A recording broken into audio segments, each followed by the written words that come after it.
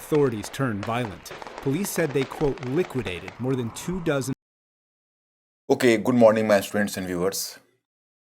आज मैं एक लंबे समय के बाद फिर आपका वह पुराना टॉपिक लेकर आया हूँ, present and the past communication series. बहुत लंबा डिमांड था, आप लोगों को लंबी प्रतीक्षा थोड़ी इस पर्टिकुलर टॉपिक के लिए करनी पड़ी। हालांकि इस बीच मैंने क्रिटिकल ओपिनियन सीरीज से एक टॉपिक लिया था।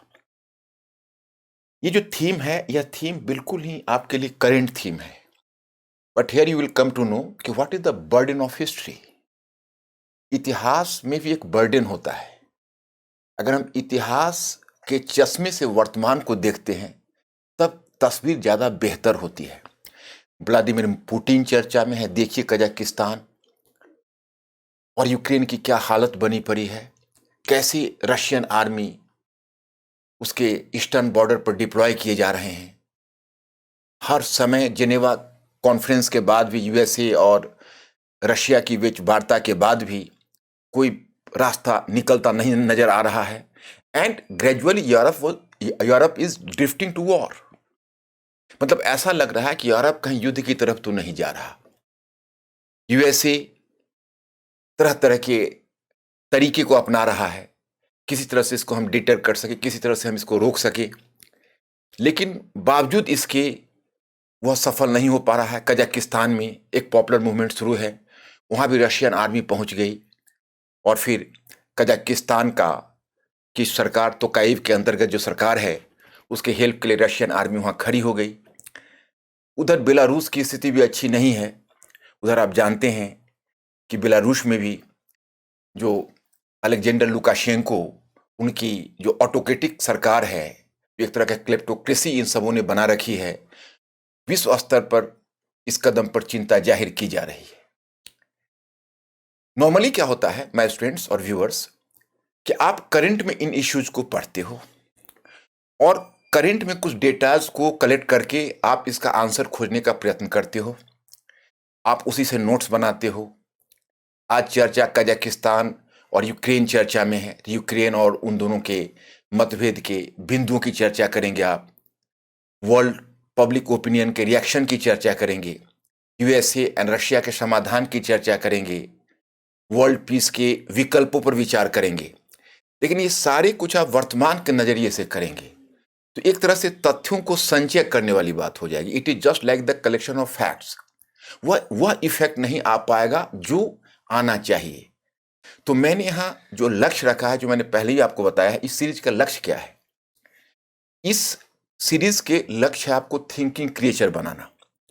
इसमें दो बातों को मैं बार बार इंफेसाइज करता रहूंगा। जैसे आप इसको प्रेजेंट कंटेक्स्ट में देखते हैं, सहज है, आपके पास जर्नल्स हैं, मैगजीन्स हैं, पेपर्स हैं, बहुत सारे न्यूज चैनल्स हैं, आप उसे सुन रहे हैं। उसे आपको वर्तमान के बारे में जानकारी मिलती है, लेकिन आप वर्तमान के बारे में सोचने के लिए विवश नहीं होते। सोचने के लिए विवश तब होंगे जब आपके सामने एक बिग पिक्चर होगा। तो present and the past communication series में मैं पहले आपको एक बिग पिक्चर दिखाना चाहता, ताकि आप देख सकें कि वर्तमान पर अतीत का क्या बर्डन होता है, बर्डन ऑफ हिस्ट्री क्या है। हिस्ट्री को हम डिस्पोज ऑफ नहीं कर सकते, वो हमेशा हमारी धमनियों में, हमारी रीढ़ में मौजूद होता है। तो पहले तो इस बात की जानकारी होनी चाहिए। दूसरी बात कि मेरा एक बल इस बात पर भी है कि एक जो सोशल साइंस या ह्यूमैनिटीज सब्जेक्ट का कोई स्टूडेंट है, तो उसे पहले इस विषय के धर्म का पालन करना चाहिए। वो यह होता है कि इसमें फुल एंड फाइनल कोई स्टेटमेंट नहीं होता है, इसमें कोई फाइनल इंटरप्रिटेशन नहीं होता है। Every knowledge is a perspective. अगर आज यूक्रेन में रशिया का इन्वेजन है, तो आप अगर अलग अलग आर्टिकल्स पर होगे तो उसके कॉजेज पर, उसकी संभावनाओं पर, उसके सोल्यूशन पर आपको अलग अलग विचार मिलेंगे। तो उसमें क्या होता है कि नए बच्चे प्राय कंफ्यूज कर जाते हैं कि यार वह करेक्ट बोला, इसका मतलब वह गलत बोला, या फिर इसने करेक्ट कहा या उसने करेक्ट कहा, तो इन तमाम झंझावातों में वो फंस कर रह जाता है। तो मैं यहाँ आपको यह रास्ता भी निकालना चाहता हूँ कि इस लेक्चर के माध्यम से आप यह समझने का प्रयत्न करें कि किसी चीज की एक से अधिक व्याख्या हो सकती है, लेकिन हम किस व्याख्या को कब प्राथमिकता देंगे वो हम डिसाइड नहीं करेंगे। The question is going to decide कि which interpretation should be given the priority by us. मतलब ये नहीं है कि हम डिसाइड करेंगे कि इस पर हमें ये स्टैंड लेना है, उस पर हमें वह आर्गुमेंट देना है। प्रश्न खुद हमें दिशा देगा। तो चलिए पहले मैं आपको अतीत में लाता हूं। हमारा टॉपिक बहुत इंटरेस्टिंग टॉपिक है, रूस एवं पश्चिमी विश्व, लेनिन से पुतिन तक, Russia and western world from Lenin to Putin. अब चलिए मैं आपको थोड़ा इतिहास के झरोखे से वर्तमान का दर्शन करवाता हूं, लेकिन कहां से शुरू करूं जो आपके लिए कंफर्टेबल हो। हमारा टॉपिक का तो प्रॉमिस है कि हम लेनिन से शुरू करें, लेकिन मेरी दिली इच्छा है कि थोड़ा सा उससे पहले भी मैं शुरू कर दूं। देखिए, जब बात आती है तो वेस्टर्न वर्ल्ड और रशिया की बात आती है। वेस्टर्न वर्ल्ड यानी पश्चिमी विश्व एंड रशिया। तो अगर आप वर्ल्ड मैप पर रशिया देखेंगे तो वहां भी आपको एक अलग तरह की चीज नजर आएगी। और ये पूरा रशियन एम्पायर है। कभी ये ऐसा नहीं हुआ करता था। एक मॉस्कोवाइट था, स्मॉलर था। सेंट्रल एशिया से इसे बहुत सारा खतरा, ये स्टेपीज रीजन है। स्टेपीज आप लोग जानते होंगे, घास का मैदान। यहाँ पर बहुत सारे इन्वेडिंग ट्राइब्स होते थे। इन्हीं क्षेत्रों में टर्क्स पले हैं, इन्हीं क्षेत्रों में मंगोल्स पले हैं, और रशिया को भी इन्वेजन का सामना करना पड़ता था। दूसरी बात है कि रशिया का जो बॉर्डर आप वेस्टर्न यूरोप में देखते हो वो एक मैदानी भाग में भी स्थित था, तो वेस्ट से भी इसको अटैक का खतरा रहता था। तो इसी क्रम में एक रशियन एम्पायर का एक्सपेंशन होता गया और ये फाइनल कल्मिनेशन पर पहुंचा है 1721 में। एक रशियन रूलर है जिसका नाम है पीटर द ग्रेट। मतलब आप इस रूलर के बारे में सुनोगे, किसका नाम है पीटर द ग्रेट। ये बहुत अपने समय का महान शासक था और आज तक के रूस के इतिहास में सबसे अधिक समय तक इसी ने रूल किया है। तकरीबन मुझे जहां तक ध्यान है कि 42-43 ईयर्स तक रूल किया है। व्लादिमीर पुतिन भी उसे क्रॉस नहीं कर सकते। हाँ, स्टालिन को क्रॉस करने की स्थिति में आ सकते हैं, लेकिन व्लादिमीर पुतिन भी इसके टेन्योर को क्रॉस नहीं कर सकता। तो जिसको आप रशिया का एम्पायर कहते हो, रशियन एम्पायर, वो आया 1721 में। एक तरह से अपना पूरा शेप पकड़ा, जिसको पूरा आकार कहोगे। और पीटर द ग्रेट को इसको बहुत हद तक क्रेडिट दिया जाता है, फिर आगे कैथरीन द ग्रेट वगैरह। लेकिन मैं आपको बताना चाहता हूं कि आप अगर पश्चिमी विश्व या पश्चिमी यूरोप, क्योंकि उस समय तो यूएसए प्रोमिनेंट नहीं हुआ था, अभी तो पैदा भी नहीं हुआ है, आगे जब पैदा होगा तो एक कॉर्नर में वो होगा और मुनरो सिद्धांत के आधार पर वो अपने आप के वर्ल्ड पॉलिटिक्स या यूरोपियन पॉलिटिक्स से पृथक रखेगा। यूएसए आपको दिखेगा फर्स्ट वर्ल्ड वॉर के टाइम में, फिर सेकेंड वर्ल्ड वॉर के टाइम में, फिर उसके बाद सेकेंड वर्ल्ड वॉर के बाद की स्थिति में यूएसए प्रोमिनेंट होगा वर्ल्ड पॉलिटिक्स में। यहां आप देखेंगे, लेकिन जो रशिया है दैट वाज कॉन्टिनेंटल साइज है, उसका बहुत बड़ा आकार पकड़ लिया है उसने। मतलब सबसे ज्यादा दुनिया में it was the country which has done the largest land grabbing. इससे ज्यादा लैंड ग्रैबिंग किसी कंट्री ने नहीं किया।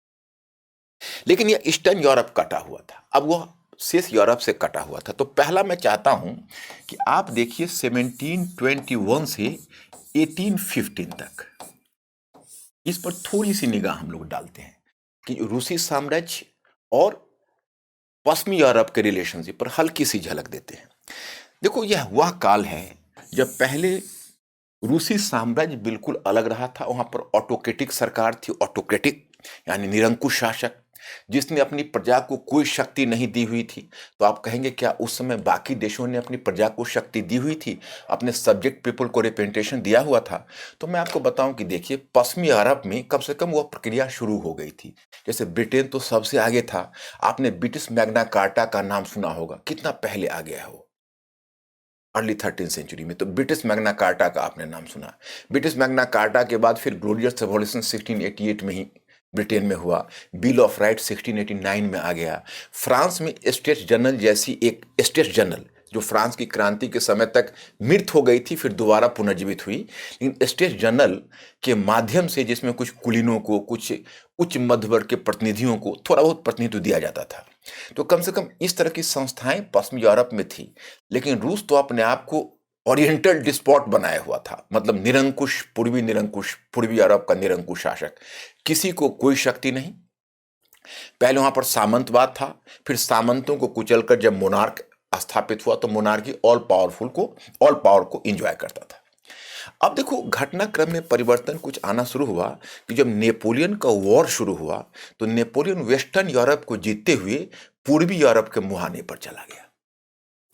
और नेपोलियन का रूस पर भी नेपोलियन ने दबाव डाला, क्योंकि नेपोलियन तो बहुत ही एम्बिशस फ्रांस का इंपेरर बना था। वो तो पहले रेवोल्यूशन का फादर अपने को बोलता था, फिर बना फ्रांस का इंपेरर। और उसके पास वो बहुत महत्वाकांक्षी था। He created empire even larger than the so called Roman empire. Europe में आपने एक रोमन एम्पायर का नाम सुना होगा, उससे भी लार्ज एम्पायर क्रिएट किया था नेपोलियन बोनापार्ट ने। तो नेपोलियन का 1815 में नेपोलियन ने उसे पहले 1815 तो बहुत आगे निकल गए, उसे थोड़ा हम पहले चलते हैं। पहले नेपोलियन का रूस के साथ भी युद्ध हुआ था, क्योंकि रूस के साथ जिस पूरब की तरफ नेपोलियन या मध्य यूरोप की तरफ और पूर्वी यूरोप की तरफ दबाव बढ़ा रहा था, तो रूस के साथ उसका संघर्ष अनिवार्य हो गया था।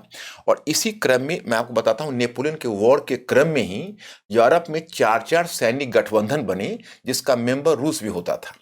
लेकिन नेपोलियन ने रूस को जब 1807 में फ्रीलैंड के युद्ध में हराया था, उसके बाद एक बड़ा ही ऐतिहासिक संधि नेपोलियन बोनापार्ट और रूस के जार अलेक्जेंडर प्रथम जो वहाँ का शासक था, उसके बीच बड़ी ही ऐतिहासिक संधि हुई थी। वो ऐतिहासिक संधि को कहते हैं जो 1800 टिलसिट की संधि, उसका नाम 1807 की संधि है, टिलसिट की संधि। और टिलसिट की संधि में वर्चुअली नेपोलियन बोनापार्ट और जार अलेक्जेंडर ने दोनों ने अपना अपना एरिया ऑफ इन्फ्लुएंस बांट लिया।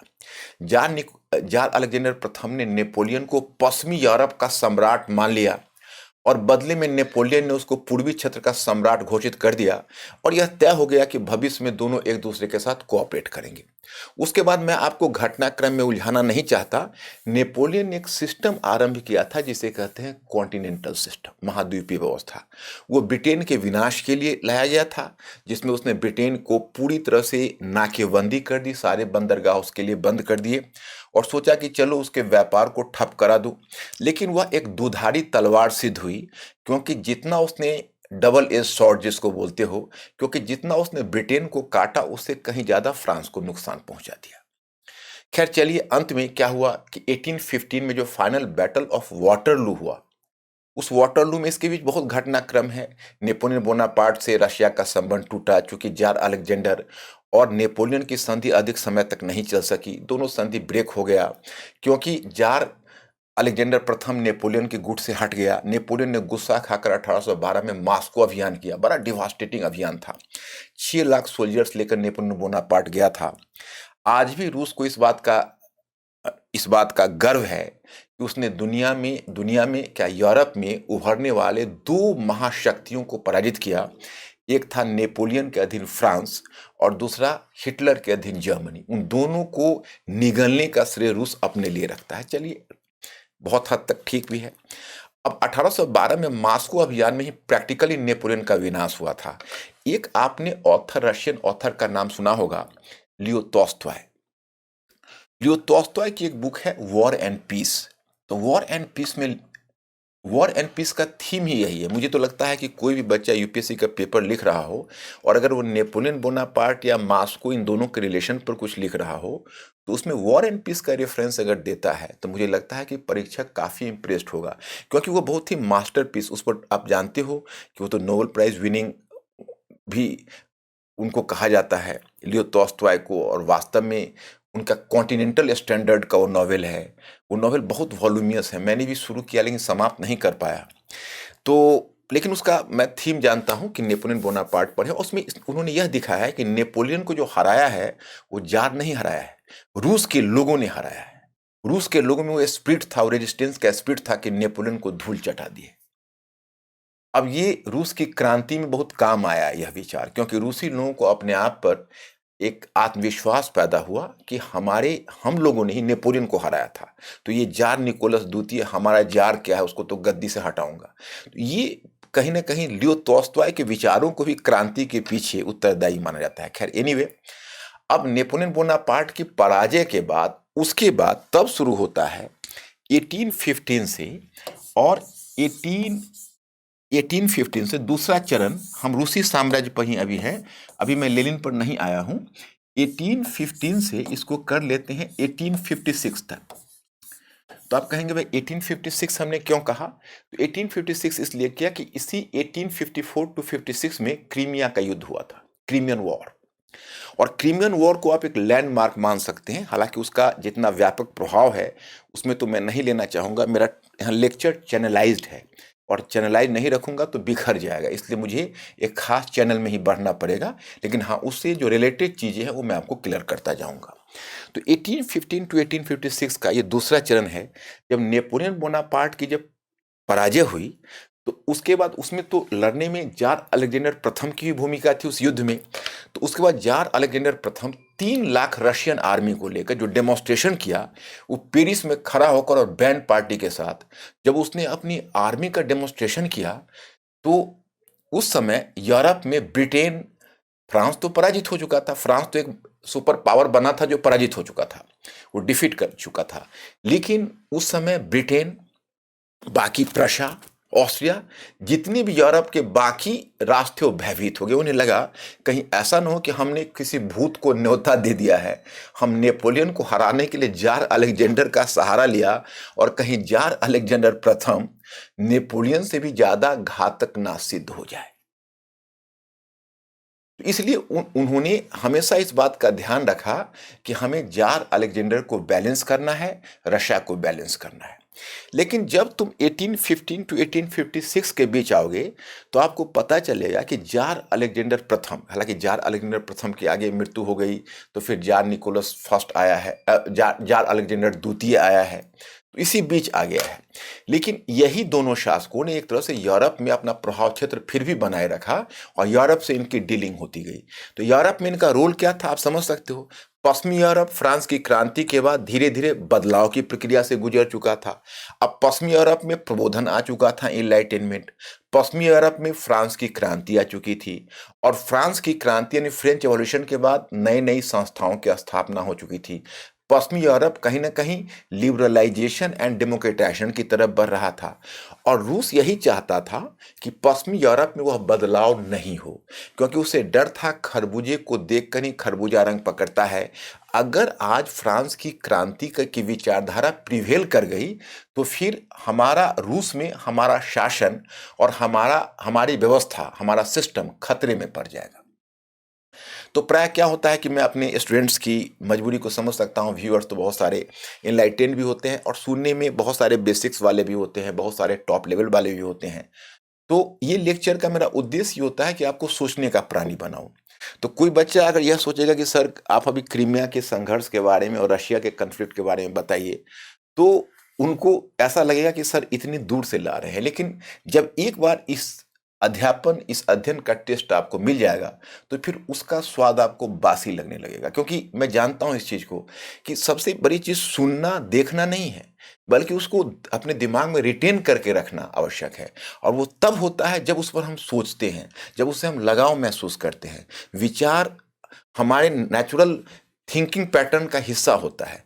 जब तक ये करेंट इश्यूज हमारे लिए डेटा रहेगा, हमारे लिए तथ्यात्मक बोध रहेगा, तब तक हम समस्याओं से जूझते रहेंगे। जिस दिन ये करंट इश्यूज या पॉलिटिकल इश्यूज या इकोनॉमिक इश्यूज हमारे थिंकिंग पैटर्न का हिस्सा हो जाएगा, तो क्या यूपीएससी, क्या पीसीएस और क्या यूनिवर्सिटी एग्जाम, कहीं भी हम मात नहीं खा सकते। यही मेरा आप लोगों से मैसेज है। और ये चीज आप जितना जल्दी जितने बच्चे कर सकेंगे उतने सोशल साइंस का भी भला होगा और उनका भी भला होगा। तो अब नेपोलियन बोनापार्ट के बाद यूरोप में मुद्दा यह हुआ कि फ्रांस की क्रांति घटित हुई, फ्रांस की क्रांति ने बहुत सारे बदलाव लाए। तो एक संस्था वहां बनी, उस संस्था का नाम था कंसर्ट ऑफ यूरोप। और कंसर्ट ऑफ यूरोप ने अपना उद्देश्य यह तय किया कि हम फिर यूरोप में बदलाव को यहीं रोक दें और यूरोप को क्रांति से पहले ला दें। माने क्रांति से पहले की स्थिति में ला दें। तो आप कहोगे भाई क्रांति से पहले की स्थिति में लादे से क्या मतलब है? तो क्रांति ने जहां तहां मोनार्की का विनाश कर दिया था, राजतंत्र का खात्मा कर दिया था, उसने चर्च को उच्छेदित कर दिया था, चर्च को अपरूट कर दिया था, और क्रांति ने सामंतवाद का, फ्यूडलिज्म का अंत कर दिया था। तो खैर चलिए, ये सामंतवाद को फिर दोबारा तो स्थापित नहीं करना चाहते, लेकिन चाहते कि कुलीन और पादरियों का पुराना अधिकार बहाल रहे और यूरोप में बदलाव नहीं हो। तो उसमें दो देश थे जिसको बहुत इंसेंटिव था इस बदलाव को रोकने का, एक रूस था और दूसरा ऑस्ट्रिया था। क्योंकि इन दोनों की ये समस्या थी, एक तो दोनों में निरंकुश शासक था। निरंकुश शासक का मतलब होता है जो जो किसी संस्था या किसी रिप्रेजेंटेटिव ऑर्गेनाइजेशन को बर्दाश्त नहीं करता है। वो प्रजा को प्रतिनिधित्व देने से डरता है कि प्रजा को किसी प्रकार का प्रतिनिधित्व ना देना पड़े, रिप्रेजेंटेशन ना देना पड़े। और दूसरा है कि वह सब बहुभाषा भाषी, बहुनस्लीय, जिसमें बहुत भाषा भाषी समूह के लोग थे, बहुत अलग अलग नस्ल के लोग थे, अलग अलग क्षेत्र के लोग थे। और फ्रांस की क्रांति से एक विचारधारा निकल कर आई थी, राष्ट्रवाद, नेशनलिज्म। तो उनको डर होता था कहीं ऐसा न हो कि हमारा घर शीशे का है और राष्ट्रवाद रूपी पत्थर फ्रांस की क्रांति ने जो फेंका है उससे हमारा घर चकनाचूर हो जाए। तो उन्होंने सोल्यूशन क्या निकाला? बहुत ही अनसाइंटिफिक सोल्यूशन निकाला कि एक कांग्रेस ऑफ वियना बैठेगी, यूरोप में पुरानी व्यवस्था को बहाल करेगी और पुरानी व्यवस्था के रक्षक के रूप में काउंसिल ऑफ यूरोप स्थापित होगा जो बदलाव को रोकेगा। हालांकि यह बात ब्रिटेन को पसंद नहीं थी, क्योंकि ब्रिटेन थोड़ा सा लिबरल कंट्री था। लेकिन ब्रिटेन इसलिए शांत था क्योंकि ब्रिटेन भी फ्रांस की क्रांति और नेपोलियन के युद्धों से उब चुका था। उसने सोचा चलो कम से कम एक बैलेंस ऑफ पावर यूरोप में बना रहेगा तो युद्ध रुका रहेगा। खैर एनीवे ये पद्धति चल नहीं सकी, क्योंकि पुरानी व्यवस्था को तो अब बहाल कर नहीं सकते। तमाम कोशिश के बावजूद भी बदलाव होते रहे। 1830 में क्रांतियां हुई यूरोप में, 1830s में, 1848 में क्रांतियां हुई।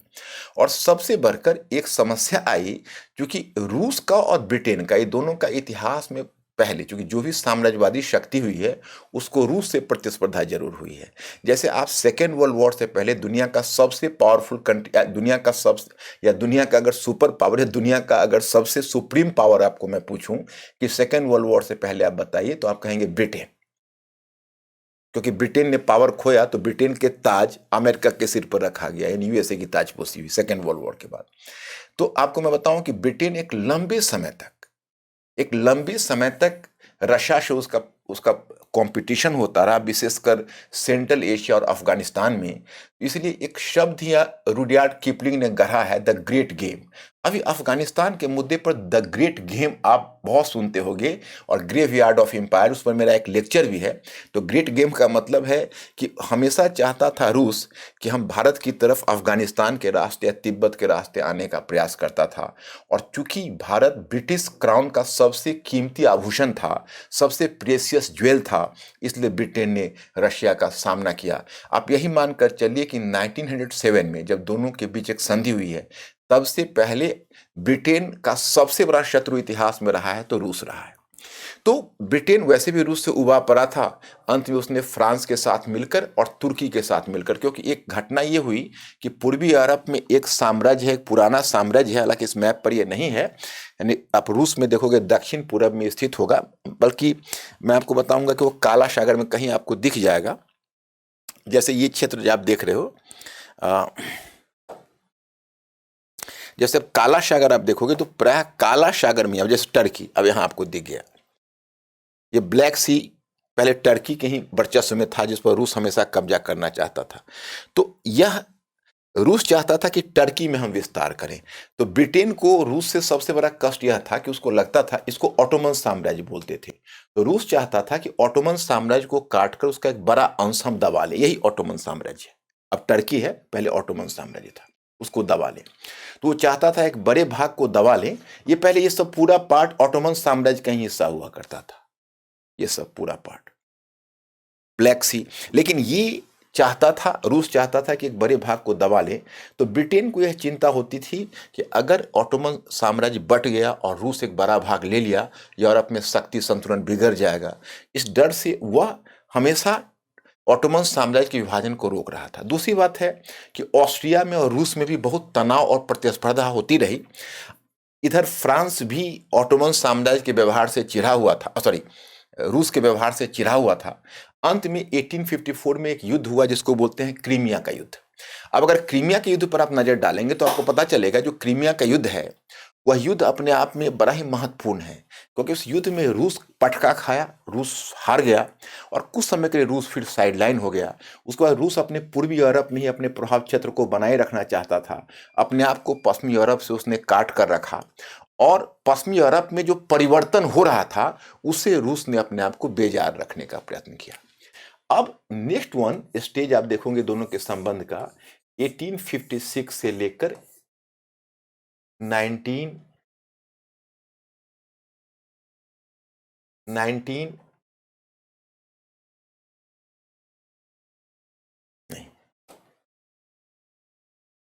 से लेकर 1917 इन दोनों के संबंधों को देखिए। रूस ऑटोमन साम्राज्य में अपने मनमानी करने की कोशिश करता रहा। इसके लिए एक टर्म आता है, जब आप इतिहास पढ़ोगे तो एक टर्म आता है बाल्कन समस्या। ये बाल्कन समस्या क्या है? रूस के द्वारा जो ऑटोमन साम्राज्य के मामले में बार बार हस्तक्षेप किया जा रहा है उसका नाम आता है बाल्कन समस्या। तो रूस उसी बाल्कन समस्या में उलझा रहा, वहीं अपने विस्तार का प्रयास करता रहा। मध्य यूरोप का एक कंट्री था जिसका नाम था ऑस्ट्रिया, अब तो उसका शेप बदल गया। एक ऑस्ट्रिया मध्य यूरोप का पावरफुल कंट्री हुआ करता था, तो उसका रूस के साथ प्रतिस्पर्धा हो रही थी, क्योंकि दोनों चाहते थे कि हम ऑटोमन साम्राज्य में अपना वर्चस्व यानी अपनी हेजेमनी बनाकर रखें। अंत में दोनों के बीच काफी तनाव हुआ और मैं उस पृष्ठभूमि को नहीं बताना चाहता, फिर हम दूसरी दिशा में मुड़ जाएंगे। उधर जर्मनी ऑस्ट्रिया के उधर जर्मनी एक पावरफुल कंट्री के रूप में, यूनिफिकेशन जर्मनी का हुआ 1870 में, तो जर्मनी एक पावरफुल कंट्री के रूप में इमर्ज किया। वह भी ब्रिटेन के प्रतिद्वंदी के रूप में उभरा और वह ऑस्ट्रियाई साम्राज्य के पक्ष में जर्मनी खड़ा हो गया। अब इस कारण से ऐसा तनाव बाल्कन क्षेत्र में आ गया जो प्रथम विश्व युद्ध घटित हुआ। जब प्रथम विश्व युद्ध घटित हुआ तो कायदे के हिसाब से ब्रिटेन और रूस की जितनी इतिहास में प्रतिस्पर्धा रही थी उसमें ब्रिटेन और रूस को अलग अलग लड़ना चाहिए था, यानी दोनों को एक दूसरे के विरोधी कैंप में होना चाहिए था। परंतु आपको आश्चर्य होगा कि रूस और ब्रिटेन दोनों एक ही कैंप में थे और रूस के साथ ब्रिटेन खड़ा हुआ, क्योंकि 1907 में 1907 में दोनों के बीच संधि हो चुकी थी। तो खैर एनीवे, अब इस तरह से फर्स्ट वर्ल्ड वॉर घटित हुआ। तो फर्स्ट वर्ल्ड वॉर में जो जार मैं आपको बताऊं, जिसको मैंने अभी आपको थोड़ी देर पहले एक शासक के बारे में बताया था, पीटर द ग्रेट, आपको याद होगा। पीटर द ग्रेट जो शासक है वह एक वंश का है। एक वंश का नाम आप जानते होंगे, रोमनाव वंश। तो रोमनाव वंश का अंतिम शासक था जार निकोलस द्वितीय, और वही रोमनाव वंश का जो अंतिम शासक जार निकोलस द्वितीय है वही फर्स्ट वर्ल्ड वॉर में हिस्सा लिया। वो मित्र राष्ट्र में शामिल था। जैसे फर्स्ट वर्ल्ड वॉर आप देखेंगे तो उसमें दो मिलिट्री ब्लॉक्स, दो ग्रुप बने थे। एक कहा जाता था एलाइड पावर और दूसरा सेंट्रल पावर। तो सेंट्रल पावर में जर्मनी, ऑस्ट्रिया और ऑटोमन साम्राज्य था। ऑटोमन साम्राज्य भी उसमें हिस्सा ले लिया। और एलाइड पावर्स में ब्रिटेन, फ्रांस और रूस था। तो रूस अब ब्रिटेन का ही पार्टनर था, फर्स्ट वर्ल्ड वॉर में हिस्सा लिया, वहां पर निरंकुश शासक था। लेकिन अब देखिए स्थिति में बदलाव आना है और ये एक बड़ी दिलचस्प घटना हो गई कि 1917 में रूस में क्रांति हो गई, 1917 में, वॉर के बीच में ही। और रोमनाव वंश का शासक जो अपने आप को सशक्त शासक मानता था, वो रोमनाव वंश के शासक का पतन हो गया, डिक्लाइन ऑफ द पावर। और पहली बार वहां पर एक डेमोक्रेटिक सरकार स्थापित हुई फरवरी में, यानी मार्च 1917 में। दो डेट्स है कैलेंडर के, एक फरवरी अक्टूबर, दूसरा मार्च नवंबर। लेकिन क्रांतियां वहां दो नहीं हुई है, दो चरणों की क्रांति हुई है। पहले चरण में तो चलिए एक बुर्जुआ सरकार, बुर्जुआ मतलब बुर्जोजी गवर्नमेंट मीन्स मध्य वर्ग की सरकार स्थापित हुई पहले चरण में। दूसरे चरण में फिर जो अक्टूबर अथवा नवंबर क्रांति हुई, दो कैलेंडर के अनुसार, एक कैलेंडर अक्टूबर, दूसरा नवंबर। तो अक्टूबर नवंबर क्रांति हुई। उस क्रांति में अब एक कम्युनिस्ट पार्टी की सरकार, जिसको मार्क्सिस्ट गवर्नमेंट कहते हैं, वहां का लोकल पार्टी जो रूस का था, उस पार्टी का नाम था बोल्शेविक पार्टी। उसका नाम बोल्शेविक पार्टी थी। That is called Bolshevik party. और बोल्शेविक पार्टी का नेता ही लेनिन था। तो दुनिया में पहली कम्युनिस्ट गवर्नमेंट स्थापित हुई। अब देखिए एक दिलचस्प बात है, मैं आपको बताता हूं। जैसे रूसी साम्राज्य से पश्चिमी यूरोप का शुरू से ही 36 के आंकड़े चल रहे थे, आपने देखा। कारण क्या था कि पश्चिमी यूरोप में क्रमिक बदलाव हो रहा था और रूसी साम्राज्य एक ऑटोक्रेटिक निरंकुश शासक था, प्रत्येक प्रकार के बदलाव का विरोधी था और साथ ही उसका नजरिया बहुत ही साम्राज्यवादी था।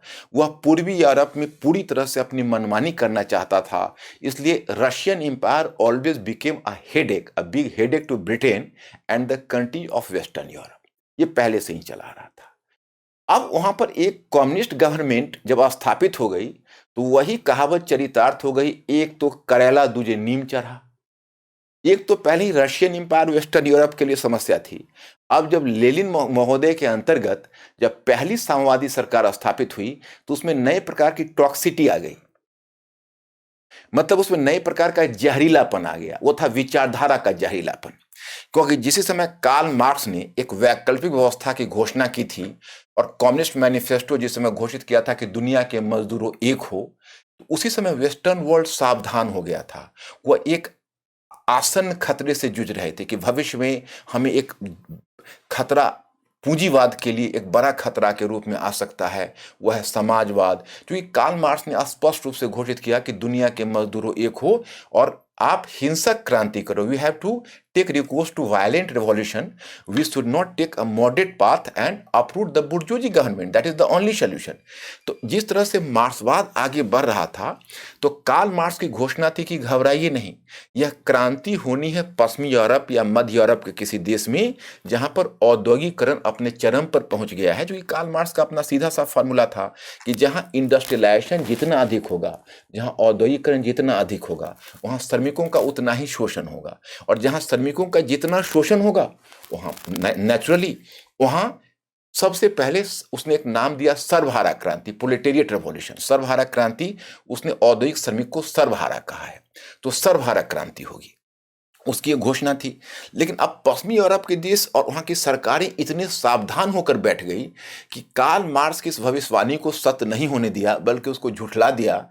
पश्चिमी यूरोप के किसी भी देश में क्रांति नहीं हुई, उल्टा वहां की सरकारों ने अपने मजदूरों का दिल जीतने का प्रयत्न किया और तरह तरह के हथकंडे अपनाए, अपने वर्कर्स के लिए वेलफेयर प्रोग्राम चलाए, और जो कार्ल मार्क्स सोचता था वो नहीं हुआ, उन्हें क्रांति के मार्ग से डाइवर्ट कर दिया। और कार्ल मार्क्स की घोषणा के अनुसार ये क्रांति या तो ब्रिटेन में पहले होनी चाहिए थी या जर्मनी में होनी चाहिए थी।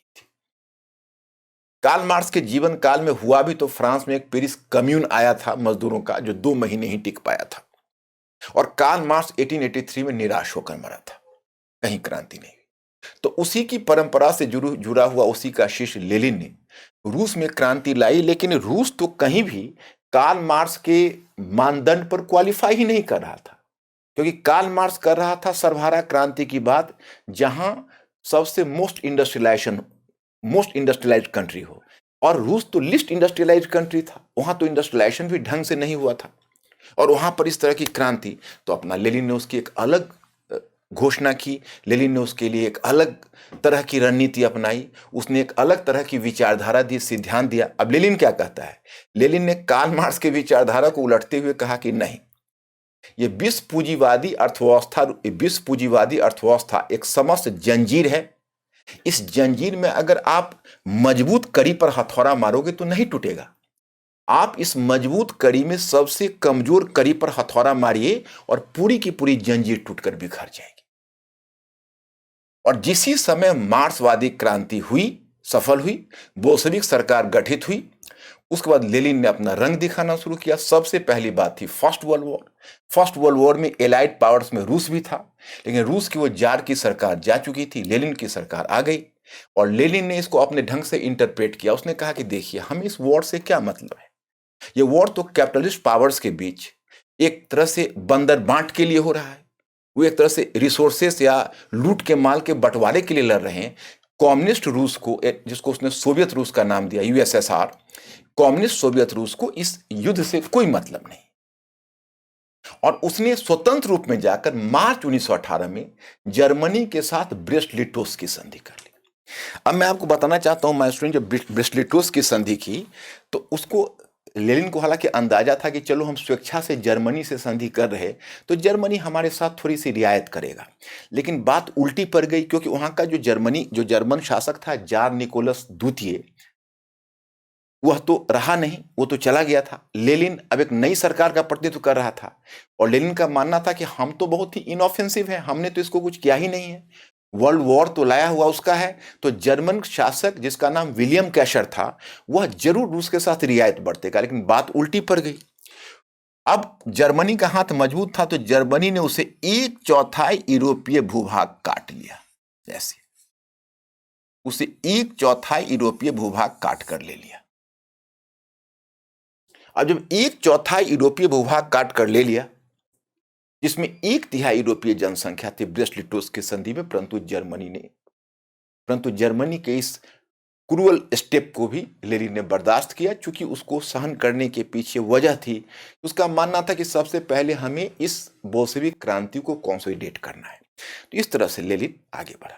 जिसी समय लेनिन ने संधि की, तो उसी समय एलाइड पावर्स ने लेनिन पर गुस्सा दिखाया। उनका रिएक्शन था, उनका कहना था कि Russia being a partner who has given the right to Russia to secede from the war and to withdraw from the war, is it possible? ये तो अंतर्राष्ट्रीय कानून का उल्लंघन है और हम इसे बर्दाश्त नहीं करेंगे। उसके बाद बड़ी चौंका देने वाली घटना हुई। यूएसए, ब्रिटेन, चूंकि यूएसए भी वॉर में उस समय शामिल था, एलाइड पावर्स में आ गया था। 1917 में वो आ गया था शुरू में ही, और क्रांति हुई थी 1917 के लेट में, और ये संधि हुई है मार्च 1918 में। तो ब्रिटेन, यूएसए, फ्रांस और जापान, क्योंकि जापान भी उसमें वॉर में शामिल हो गया था अपने कुछ प्रलोभन के कारण, इन चारों ने मिलकर रूस पर हमला कर दिया, सोवियत रूस पर। लेकिन उस संकट की घड़ी में भी लेनिन ने ट्रोट्स्की को कहा कि तुरंत आर्मी बनाओ, हम इनका मुकाबला करते हैं, और एक रेड आर्मी ने सफलतापूर्वक इनका मुकाबला किया। वैसे भी फर्स्ट वर्ल्ड वॉर में ये इतने थक चुके थे कि वॉर को अधिक समय तक, युद्ध को बहुत अधिक समय तक जारी नहीं रख सके, और अंत में इन चारों को भी निकलना पड़ा। लेकिन इस घटना ने कहीं ना कहीं सोवियत रूस के दिमाग में ये बात भर दी कि देखो, ये पश्चिमी शक्तियों ने साम्यवाद की भ्रूण हत्या करने का प्रयास किया था।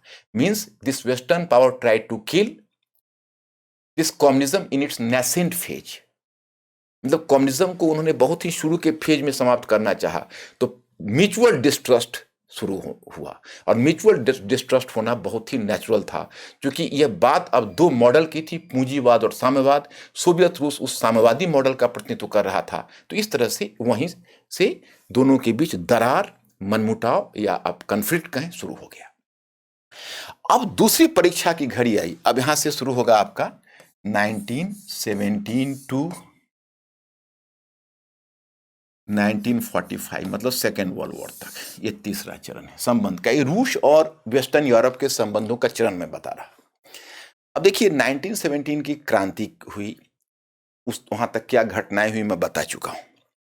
अब जब 1918 में फर्स्ट वर्ल्ड वॉर समाप्त हुआ, तो पेरिस पीस कॉन्फ्रेंस का आयोजन हुआ, और पेरिस पीस कॉन्फ्रेंस का आर्किटेक्ट एंड एक greater ideologue American president Woodrow Wilson भी थे। वुड्रो विल्सन ने एक 14 पॉइंट प्रोग्राम दिया था यूरोप के लिए, 14 सूत्री कार्यक्रम।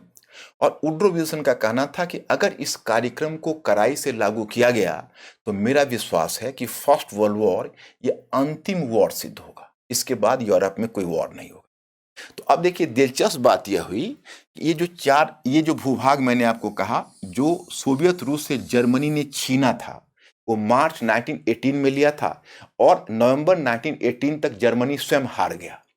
तो पेरिस पीस कॉन्फ्रेंस में जब जर्मनी के साथ का ट्रायल होना था एलाइड पावर्स के द्वारा, तो एक मुद्दा यह भी उभर कर आ रहा था कि उन भूभाग का आप क्या करेंगे जो सोवियत रूस से जर्मनी ने छीना है। तो विल्सन के 14 पॉइंट प्रोग्राम में यह था कि वह भूभाग सोवियत रूस को लौटा दिया जाए। तो कायदे के हिसाब से सोवियत रूस को भूभाग लौटा देना चाहिए था, लेकिन नहीं। एक तो पेरिस पीस कॉन्फ्रेंस में कहीं भी सोवियत रूस को इनवाइट नहीं किया गया, क्योंकि ये कम्युनिस्ट कंट्री था, उसको आउटकास्ट की तरह ट्रीट किया गया। वियना कांग्रेस में वो लीड कर रहा था, यहाँ उसको आउटकास्ट की तरह ट्रीट कर दिया गया। और दूसरा कि उन्होंने ये भूभाग एलाइड पावर्स ने नहीं लौटाया। ब्रिटिश प्रधानमंत्री उस समय लॉयड जॉर्ज और फ्रेंच प्राइम मिनिस्टर क्लीमेंसो ने एक दूसरी चाल चली, और यहाँ पर उन्होंने 4 स्वतंत्र देश स्थापित कर दिए। देखो, यह है फिनलैंड, यह है एस्टोनिया, यह लैटविया और यह लिथुआनिया, इसको स्वतंत्र राष्ट्र बना दिया। सोवियत रूस के बॉर्डर पर सोवियत रूस को नहीं लौटाया। उसके पीछे उनका उद्देश्य क्या था? उनका मानना था कि साम्यवादी रूस और पूंजीवादी यूरोप के बीच यह राष्ट्र, जो नेशन होगा, वह नेशन कहीं ना कहीं बफर क्षेत्र के रूप में काम करेगा। That will work as a buffer.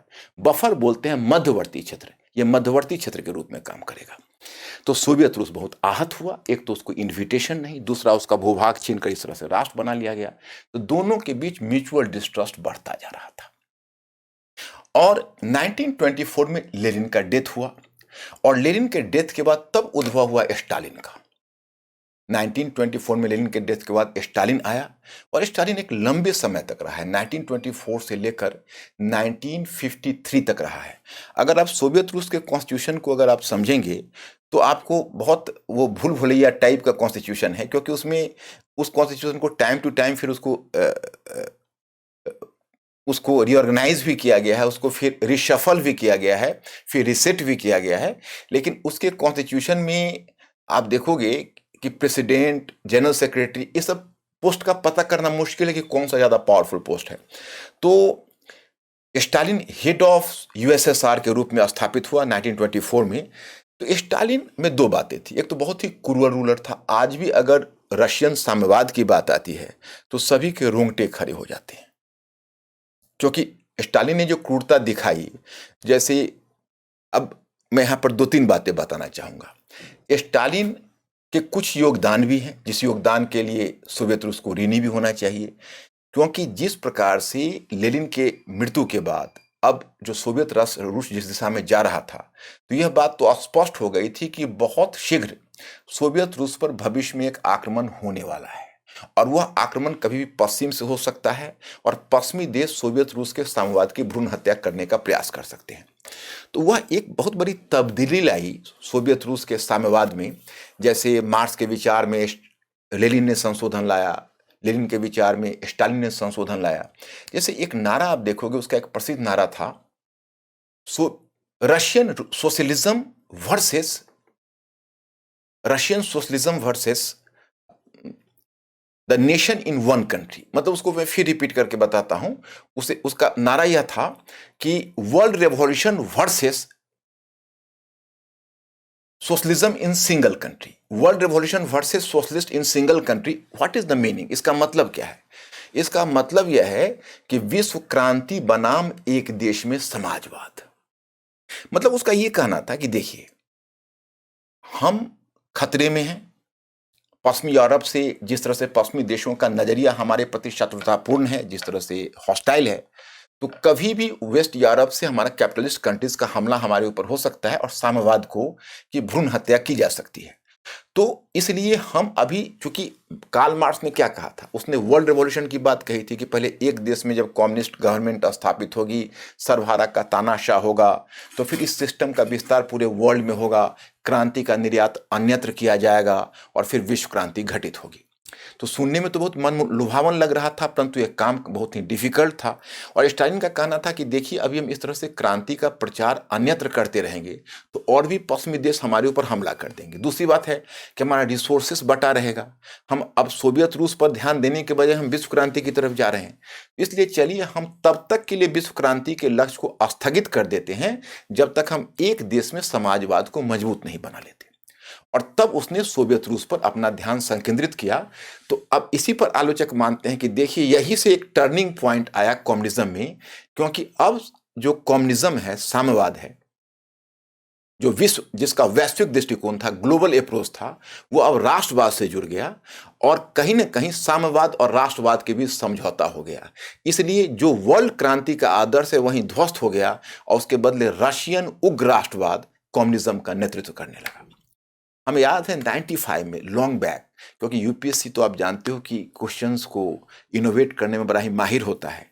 उसने एक क्वेश्चन, बड़ा ही इंटरेस्टिंग क्वेश्चन पूछा था। बहुत सारे बच्चे, जैसे कई बार यूपीएससी के क्वेश्चंस को देखकर एक्साइटमेंट भी होता है, क्योंकि उसकी स्थिति, जैसे आपने धनुष यज्ञ में सुना है कि धनुष पर प्रत्यंचा चढ़ाना तो दूर रहा, धनुष को हिला भी नहीं पाए बहुत सारे राजा। उसी प्रकार से यूपीएससी के बहुत सारे क्वेश्चंस का मीनिंग ही बच्चे नहीं समझ पाते। अब क्योंकि अब उनकी जिद होती है कि हम एनसीईआरटी पढ़ ही रहेंगे। एनसीईआरटी बेसिक के लिए बढ़िया है, लेकिन अंडरस्टैंडिंग तो आपको कोई ना कोई मुकाम पर डेवलप करनी होगी, चाहे सोर्स जो भी हो। तो उसमें एक प्रश्न, बहुत दिलचस्प प्रश्न था। वो प्रश्न यह था कि कम्युनिस्ट इंटरनेशनल और लीग ऑफ नेशंस ने शक्ति संतुलन की अवधारणा को अस्वीकार कर दिया। Communist international and the balance of power rejected the concept of Communist International and the League of Nations rejected the concept of the balance of power in Europe. Comment.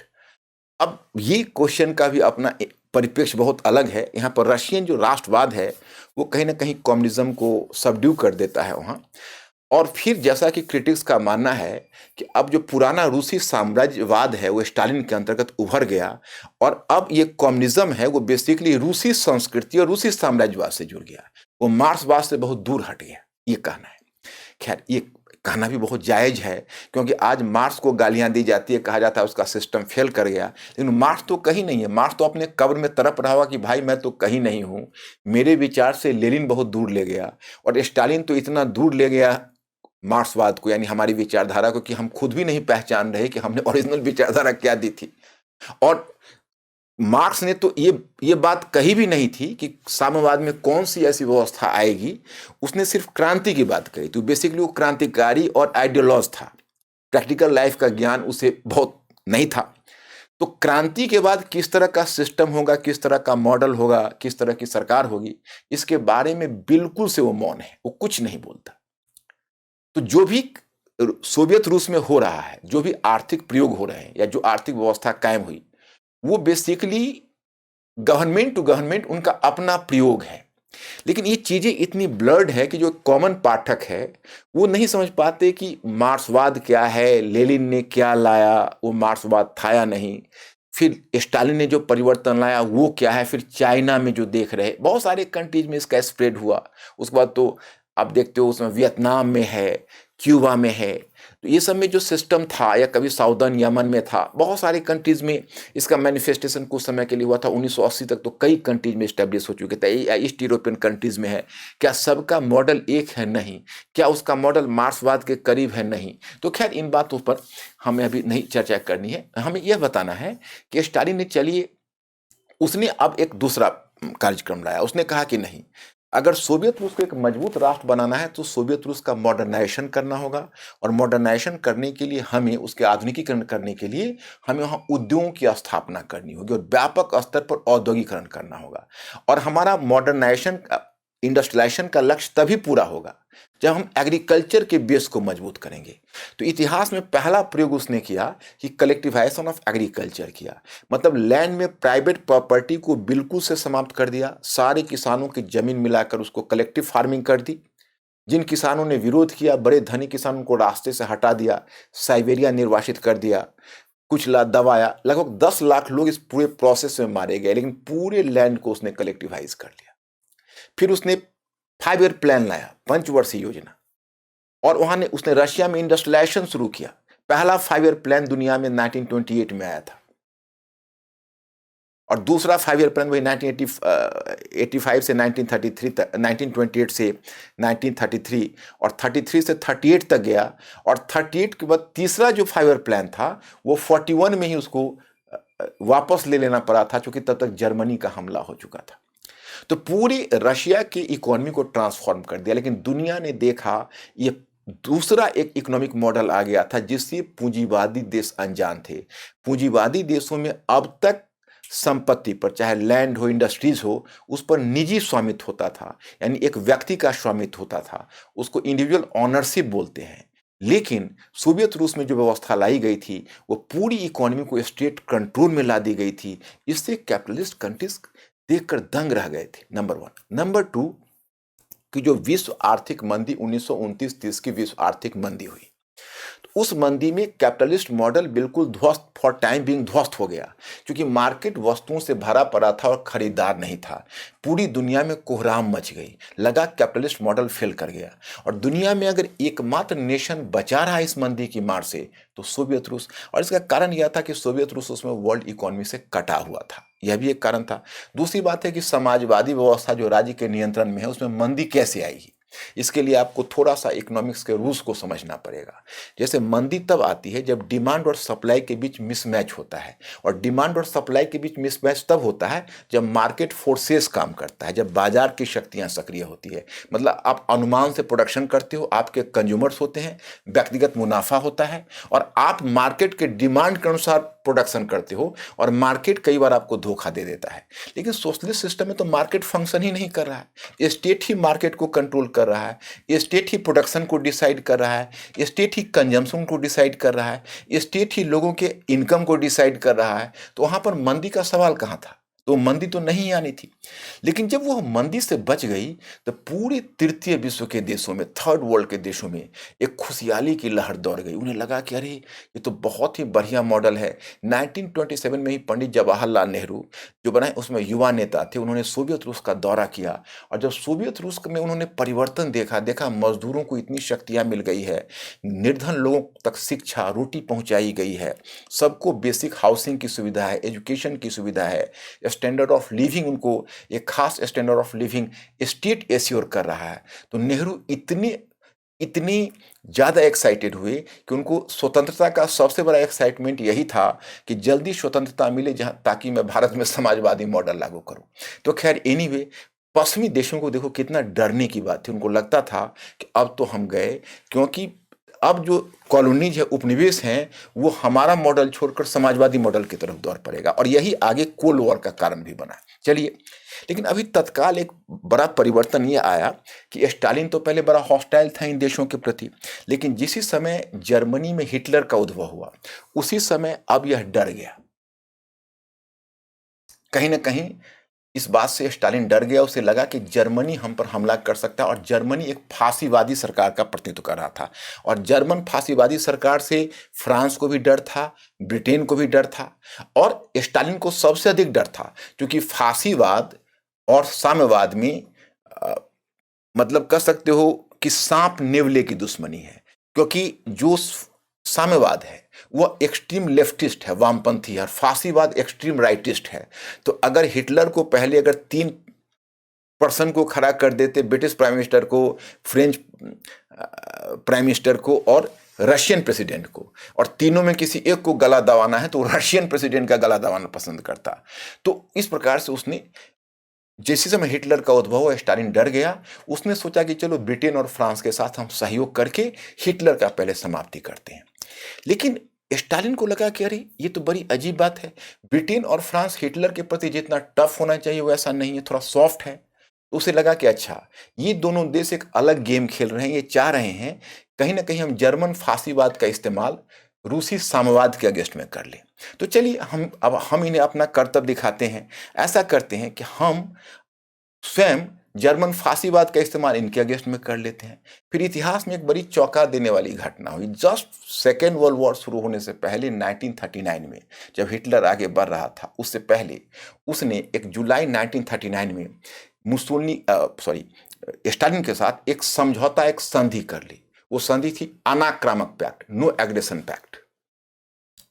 मतलब नो एग्रेशन पैक्ट जो Hitler और Stalin के बीच थी, वो बड़ी चौंका देने वाली बात थी, क्योंकि इन दोनों के बीच कोई बीच का रास्ता नहीं था। लेकिन बावजूद इन दोनों के बीच इस तरह की संधि बनी।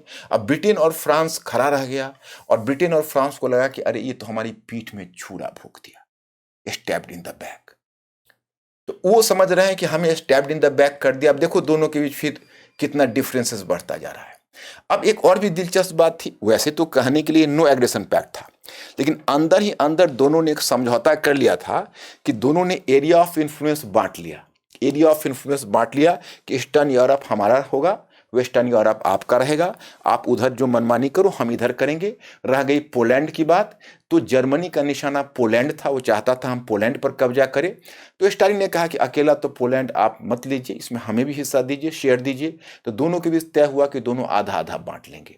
अब आपको आश्चर्य होगा कि जब 1 सितंबर 1939 को हिटलर ने पोलैंड पर हमला किया, और ब्रिटेन और फ्रांस ने 3 सितंबर 1939 को जर्मनी पर के विरुद्ध युद्ध की घोषणा की, तो सेकेंड वर्ल्ड वॉर शुरू हो गया। जब वॉर शुरू हुआ तो इधर स्टालिन एक्टिव हो गया, और एक्टिव होकर उसने भी इधर ईस्टर्न यूरोप में जीतना शुरू किया। याद करिए, जो क्षेत्र उस भूभाग वो जर्मनी को गवा चुका था, जिसको पेरिस पीस कॉन्फ्रेंस ने जहां 4 राष्ट्र स्थापित कर दिए थे, वहां पर 3 ये क्षेत्र को, लैटविया, एस्टोनिया और लिथुआनिया को उसने दोबारा जीत लिया। हालांकि फिनलैंड को जीतने में उसको सफलता नहीं मिली, फिनलैंड को जीतने में सफलता नहीं मिली, लेकिन लैटविया, लिथुआनिया और एस्टोनिया को उसने दोबारा जीत लिया और आधा पोलैंड पर भी कब्जा कर लिया। तो इस तरह से उस समय एलाइड पावर्स के लिए एक हेडेक, जितना बड़ा हेडेक जर्मनी था उतना ही बड़ा हेडेक सोवियत रशिया था, और हिटलर की तरह स्टालिन के प्रति भी वो बहुत आक्रोश में थे। लेकिन अब तब तक पश्चिम यूरोप की स्थिति बदलने लगी। बार बार ब्रिटेन अमेरिका को कहता वॉर में शामिल होइए, अमेरिका पीछे पांव दे रहा था, वो शामिल नहीं हो रहा था। और फ्रांस एक कमजोर पार्टनर ब्रिटेन का सिद्ध हो रहा था, क्योंकि जर्मनी ने और हिटलर ने एक ब्लिट्जक्रिग वॉर की पद्धति विकसित कर ली थी और बड़ी बड़ी लंबी तैयारी कर ली थी। तो अब अकेले दम पर अब ब्रिटेन को लड़ना पड़ रहा था। फ्रांस को हिटलर ने शीघ्र ही जीत लिया, और फ्रांस को नहीं, पूरे वेस्टर्न यूरोप को हिटलर ने जीत लिया। अब देखिए, एक कहावत आपने सुनी होगी, बिल्ली के भाग से छीका टूटा, वही कुछ हाल ब्रिटेन का हो गया। जैसे चर्चिल जो ब्रिटिश प्राइम मिनिस्टर था, बहुत डेस्परेट अवस्था में था, अमेरिका युद्ध में आ नहीं रहा था, सारे देश पराभूत हो चुके थे, जर्मनी हवाई हमला ब्रिटेन पर कर रहा था, और स्वयं ब्रिटिश पार्लियामेंट में अपोजिशन का दबाव था कि आप एडोल्फ हिटलर के साथ वार्ता ओपन करिए। लेकिन चर्चिल को सेकेंड वर्ल्ड वॉर जीतने का श्रेय दिया जाता है कि अकेले दम पर वो खड़ा रहा, और ब्रिटिश पार्लियामेंट को भी उसने चौंका दिया। उसने अपना प्रसिद्ध ऐतिहासिक भाषण दिया कि I shall fight in France, I shall fight everywhere, mountains, seas, oceans, everywhere, I shall never surrender, मैं कभी सरेंडर नहीं करूंगा। अब देखिए, उसकी अब बात रह गई, क्योंकि तभी हिटलर ने गलती कर दी, वह सीधा रूस पर घुस गया और रूस पर ही हमला कर दिया। जो पुरानी संधि थी, उस संधि को उसने तोड़ दिया, नो एग्रेशन पैक्ट। अब ये इतिहास में बड़ी चौंका देने वाली बात है कि भाई रशिया पर अचानक से जर्मनी का हमला, जिसकी प्लानिंग नहीं थी, ऐसा क्यों हुआ होगा? क्योंकि वो इतना हड़ी में था कि वो मई में हमला करता है, और उसको अपना विश्वास है कि अक्टूबर तक उसकी आर्मी लौट जाएगी।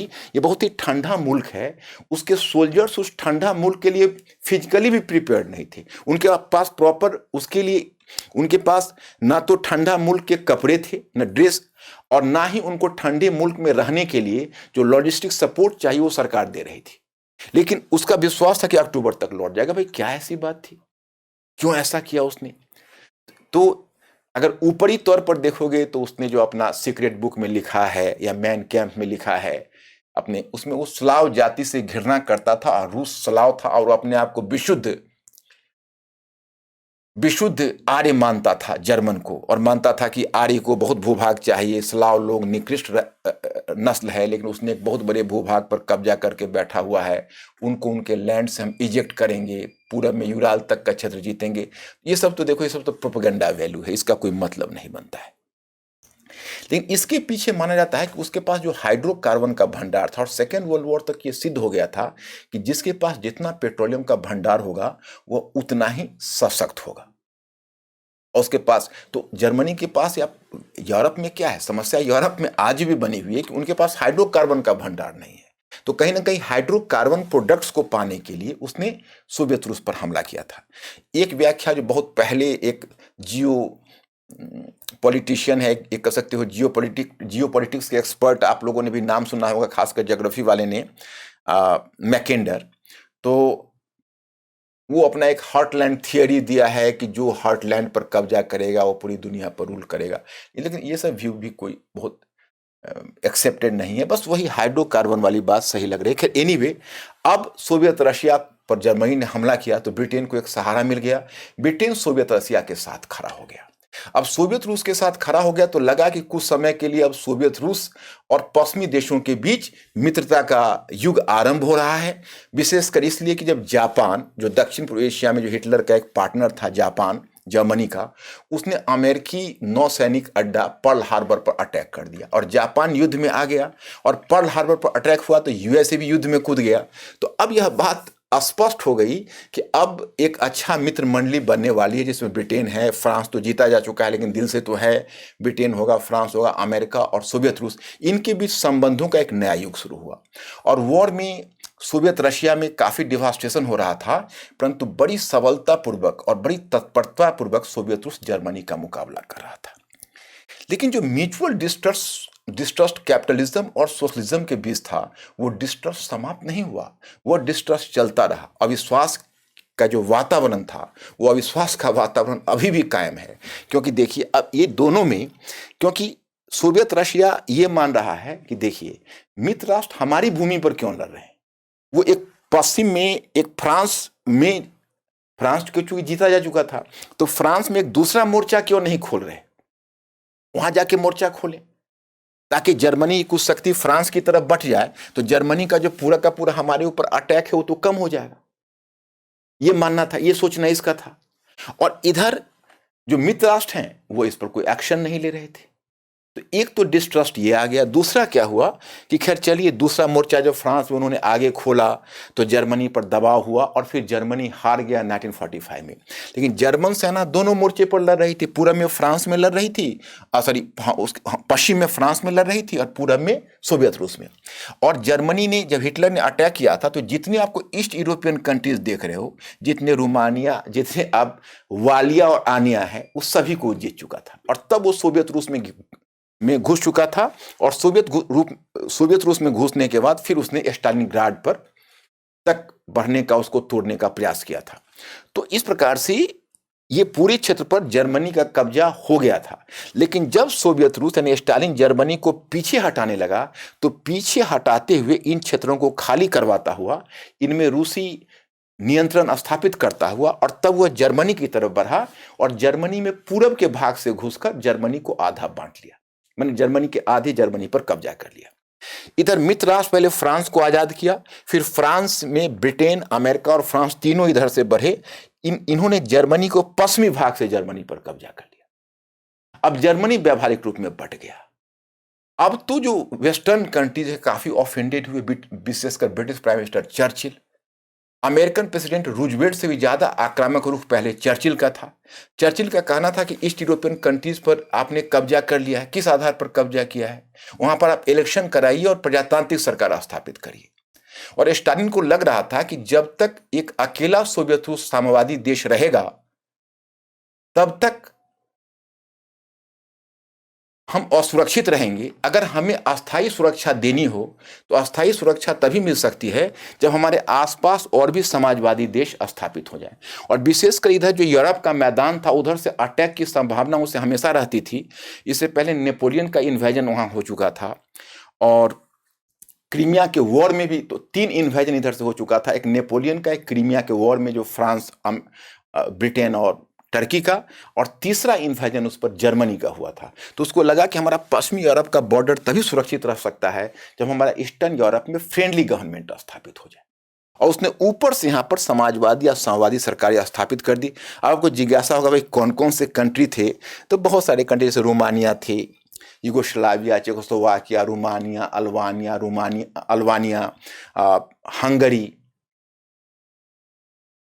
हंगरी, पूर्वी जर्मनी का पार्ट भी बांट लिया। तो अब यही शीत युद्ध का उस समय एक बहुत बड़ा कारण बना, क्योंकि यूरोप व्यावहारिक रूप में बट गया। And this was the beginning of the cold war. अब कोल्ड वॉर, दोनों पक्ष के बीच पहले यूरोप में तनाव शुरू हुआ, और जब मार्च 1947 में जब अमेरिकी प्रेसिडेंट, क्योंकि पहला जो रूजवेल्ट था वो थोड़ा सॉफ्ट लाइनर था, जब अमेरिकन प्रेसिडेंट ने, जिसका नाम था ट्रूमैन ने शीत युद्ध की औपचारिक घोषणा की, कोल्ड वॉर की। उसने कहा कि मैं सशस्त्र, एक टर्म उसने यूज किया था कि हम सशस्त्र अल्पसंख्यकों के विरुद्ध, सशस्त्र अल्पसंख्यक उसने कहा विशेषकर कम्युनिस्टों को, कि दुनिया में स्वतंत्रता के लिए संघर्ष करने वाले लोगों के पक्ष में, उनकी सहायता में शीत युद्ध की घोषणा करते। We are going to declare a cold war against those who are fighting for their freedom against this armed minority group. तो यही उसकी घोषणा थी, और इसी के साथ औपचारिक रूप में शीत युद्ध शुरू हो गया। देखो, ये 4 दशकों का युद्ध है, शीत युद्ध, और इसमें बहुत सारी घटनाएं हैं। शीत युद्ध अपने आप में एक बड़ा इतिहास है, और जैसा कि जानती हो कि हमारा लेक्चर चैनलाइज्ड है दोनों के रिलेशन पर, शीत युद्ध के ना तो नुआंसेस में और ना ही उन घटनाक्रम में घुसने का हमारे पास वक्त है, लेकिन हम उन्हें प्रिसाइजली आपको बताते हैं कि कोल्ड वॉर का अगर आप गहनता में जाएंगे तो एक सबसे बड़ा कारण यह है कि सोवियत रूस केवल एक पावरफुल एम्पायर ही नहीं था, या फिर यह एक आक्रामक रुख वाला मिलिट्री पावर ही नहीं था, बल्कि सोवियत रूस की जो एक पहचान थी, जो पश्चिमी देशों को डरा रही थी, वह यह थी, वो एक वैकल्पिक आर्थिक मॉडल लेकर आ गया था, अल्टरनेटिव इकोनॉमिक मॉडल, जो राज्य नियंत्रण पर आधारित अर्थव्यवस्था थी, जिसमें प्राइवेट प्रॉपर्टी के लिए जगह नहीं थी, प्राइवेट प्रॉफिट के लिए जगह नहीं थी, जबकि प्राइवेट प्रॉपर्टी और private profit that is the linchpin of capitalism, वो कैपिटलिज्म का मूल मंत्र है। तो मतलब यह लग रहा था अमेरिकी गुट को कि अगर सोवियत रूस इस तरह से प्रगति करता रहा तो वहां सबसे बड़ी समस्या सेकेंड वर्ल्ड वॉर के बाद डीकोलोनाइजेशन किया गई थी, यानी उपनिवेश की स्वतंत्रता की। तो एक तरह से आप समझे तो वर्ल्ड कार्टोग्राफी में 2/3 नए देश जुड़ने वाले थे, और अब वर्ल्ड इकोनॉमी का रुख क्या होगा वो डिपेंड करता था कि ये कंट्री जो न्यूली इंडिपेंडेंट कंट्रीज है वो किस मॉडल को पसंद करेंगे, पूंजीवादी मॉडल या सोशलिस्ट मॉडल। तो उसके लिए टूथ एंड नेल इनको संघर्ष करना है। तो पहले तो इन्होंने कुछ संस्थागत परिवर्तन भी लाए थे, IMF, वर्ल्ड बैंक, गैट जैसी संस्थाओं का गठन किया ताकि कैपिटलिस्ट मॉडल हमारा चलता रहे। और अमेरिका ने अपनी पूरी ताकत लगा दी, यूएसए ने। ब्रिटेन तो वैसे भी सेकेंड वर्ल्ड वॉर के बाद अपना पावर लूज कर गया था, एक तरह से व्यावहारिक रूप में अपना ताज अपने सिर से उठाकर अमेरिकी सिर पर रख दिया। उसके अलावा उसके पास कोई चारा नहीं था, अमेरिका की ताजपोशी हो गई। यूरोप में कुछ समय तक संकट रहा, एक बर्लिन नाकेबंदी का मुद्दा आया, बहुत बड़ा संकट था। फिर सोवियत रूस ने जब पूर्वी जर्मनी में वॉल खींचा था 1961 में, वो भी बहुत बुरी सिचुएशन आ गई थी। और आज जो ये संस्था आप नेटो बोलते हो, नेटो का गठन यूरोप में 1949 में हुआ, 12 कंट्रीज ने मिलकर उसको बनाया था। क्योंकि यूएसए ठीक है फर्स्ट वर्ल्ड वॉर में आ गया, सेकेंड वर्ल्ड वॉर में आ गया, लेकिन यूएसए हमेशा पांव पीछे खींच रहा था। वहां पर उसका अपना मुनरो डॉक्ट्रिन था, जो मानकर चलता था कि हमें यूरोप में नहीं जाना है और यूरोपीय देशों को अमेरिका में नहीं आना है। तो इसलिए यूएसए नहीं चाहता था कि हम यूरोप के कुछ शांति के समय कोई अगर इस तरह का संगठन या कोई संस्था बनी है तो शांति के समय के किसी संगठन या किसी संस्था के हम मेंबर बने, यूएसए की चाहत नहीं थी। अंत में यूएसए को करना पड़ा और 1949 में 12 देशों को मिलाकर उसने एक संगठन बनाया। फिर उसमें 1955 तक उसमें 3 और देश जुड़े तो 15 हो गए। अभी तो इसकी संख्या बढ़कर 30 हो चुकी है, पहले 28 हुए थे, 28। तो इस तरह से नेटो का गठन हुआ। उधर जो साम्यवादी देश हैं उसमें भी 8 देशों ने मिलकर एक वैकल्पिक गुट बना लिया 1955 में, इसको कहते हैं वारसा पैक्ट। तो दो सैनिक गुट यूरोप में हो गए, परंतु यूरोप में एक तरह से बैलेंस हो गया, बैलेंस ऑफ फियर कहिए, बैलेंस ऑफ टेरर कहिए। क्योंकि 1945 में अमेरिका के पास ऑलरेडी न्यूक्लियर वेपन जो सेकेंड वर्ल्ड वॉर के समय ही आ गया था, और सोवियत रूस ने भी 1949 में न्यूक्लियर वेपन्स को बना लिया था। फिर 1950-60 में तो दोनों के बीच जो आर्म्ड रेस हुए वो तो बहुत दूर तक चले गए, बॉम्बर्स के विकास, इंटर कॉन्टिनेंटल बॉलिस्टिक मिसाइल्स के विकास, तो इसमें हाइड्रोजन बॉम्ब, तो लेटेस्ट चीज़ें इसमें जुड़ती गई। और ये पूरे कोल्ड वॉर के समय, कोल्ड वॉर था चूंकि दोनों के पास न्यूक्लियर वेपन्स थे, लेटेस्ट वेपन्स थे, तो वॉर नहीं हो सकता था, लेकिन एक साइकोलॉजिकल एंड डिप्लोमेटिक वॉर चलता रहता था, 4 दशकों तक चला। थर्ड वर्ल्ड में यह वॉर फैला और कम से कम दुनिया में कुछ ऐसे क्राइसिस हुए जो क्राइसिस को दुनिया अभी भी याद रखती है। 1950 में कोरियन क्राइसिस हुई थी, जिसका हैंगओवर अभी आपको नॉर्थ कोरिया में दिखता है, क्योंकि सोवियत रशिया ने कोरिया के उत्तरी भाग को जीत कर वहाँ पर एक अलग सरकार बना दी उसी कोल्ड वॉर के समय स्टालिन ने, तो नॉर्थ कोरिया बन गया। इधर साउथ कोरिया को वेस्टर्न पावर्स ने उस पर कब्जा किया, वहाँ पर एक इलेक्शन कराकर यूएनओ के तत्वाधान में वहाँ पर एक साउथ कोरिया की डेमोक्रेटिक गवर्नमेंट स्थापित कर दी। तो कोरिया पेनिनसुला बट गया, और फिर नॉर्थ कोरिया ने साउथ कोरिया पर आक्रमण करके जब 1950 में उसको जीत लिया था, 1949 में के अंत में, तो फिर वहाँ पर यूएनओ के तत्वाधान में यूएसए एक वॉर भी लड़ा जिसको कोरिया वॉर कहते हो, 50 से 53 तक चला। उसमें भी बहुत ज़्यादा कैजुअलिटीज हुई थी, यूएसए की प्रतिष्ठा को भी उसमें थोड़ा धक्का लगा था, परंतु उस कहानी में हम नहीं जा सकते। फिर मैं आपको बताना चाहता कि थर्ड वर्ल्ड में अभी तो ईस्ट यूरोप में कम्युनिस्ट गवर्नमेंट की स्थापना सोवियत रूस के प्रयास से हुई, फिर उधर उत्तरी कोरिया में उसने कम्युनिस्ट गवर्नमेंट को स्थापित कर दिया। इधर चाइना में सोवियत रूस के सपोर्ट पर वहाँ पर माओ सेतुंग के अधीन एक कम्युनिस्ट पार्टी प्रगतिशील होती रही। और वो प्रगति करती रही। माओ सेतुंग उसका नेता था, चाइनीज़ कम्युनिस्ट पार्टी सीपीसी उसको बोलते हैं। और वहाँ की सरकार पहले एक कुओमिंतान दल की सरकार थी, उसका नेता चियांग काई शेक था। उसको पराजित करके माओ सेतुंग ने, जिसको चियांग काई शेक को आज फार्मोसा जो ताइवान का स्टेट देखते हो वही है, ताइवान में खदेड़ दिया और वहाँ पर एक चाइनीज़ रिपब्लिक या चीनी कम्युनिस्ट गवर्नमेंट की स्थापना उसने 1949 के अंत में कर दिया, नवंबर 1949 में। इस प्रकार से आप देखते हो कि वहाँ पर भी एक गवर्नमेंट स्थापित हो गई और वो कम्युनिस्ट गवर्नमेंट थी। वियतनाम में हो ची मिन एक बहुत बड़ा फाइटर निकला और उसने एक तरह से अमेरिका से फाइट करके अपनी सरकार को बनाया ही नहीं, सरकार को बचाया। और वियतनाम को विभाजित कर दिया गया था दो गुटों में। पश्चिमी देशों ने दक्षिणी वियतनाम को अलग कर दिया था, उस पर भी हो ची मिन ने कब्जा जमाया और अमेरिका को भागना पड़ा था वियतनाम से। That prove the Waterloo for Vietnam, आपको पता होगा। और अभी जो अफगानिस्तान में समस्या आई है, तो साइगोन से जो उसके डिप्लोमेट्स भागे थे, उसके बार बार चित्र टीवी पर आ रहे थे, आप लोगों ने भी उसको देखा होगा। तो इस तरह से आप देखिए, और एक घटना इस क्रम में हुई जिसकी तुलना अभी जो यूक्रेन में जो सोवियत आर्मी का डिप्लॉयमेंट हुआ है, जो दृश्य आपने टीवी पर आप देखते हो, वह उस घटना की तुलना अगर आप न्यूज़पेपर वगैरह में पढ़ते होगे तो एक घटना से की जाती है, उसको कहते हैं क्यूबा प्रक्षेपास्त्र संकट, क्यूबा मिसाइल क्राइसिस। मैंने कई एक्सपर्ट्स को देखा है, मैं द इकोनॉमिस्ट में भी मैंने पढ़ा, तो उसको क्यूबा मिसाइल क्राइसिस से तुलना किया। हालांकि दोनों की परिस्थितियां अलग हैं। उसमें क्यूबा मिसाइल क्राइसिस में हुआ था कि सोवियत रशिया ने अपने कुछ मिसाइल्स क्यूबा की रक्षा के लिए लगा दिए थे अमेरिकी महाद्वीप में जाकर। और क्यूबा को अमेरिका, संयुक्त राज्य अमेरिका अपना, यानी पूरे लैटिन अमेरिका को संयुक्त राज्य अमेरिका अपना संरक्षित राज्य समझता था। संयोग ऐसा हुआ कि क्यूबा में फिडेल कास्ट्रो नामक एक गुरिल्ला नेता का उद्भव हुआ, उसका एंटी अमेरिकन अप्रोच था।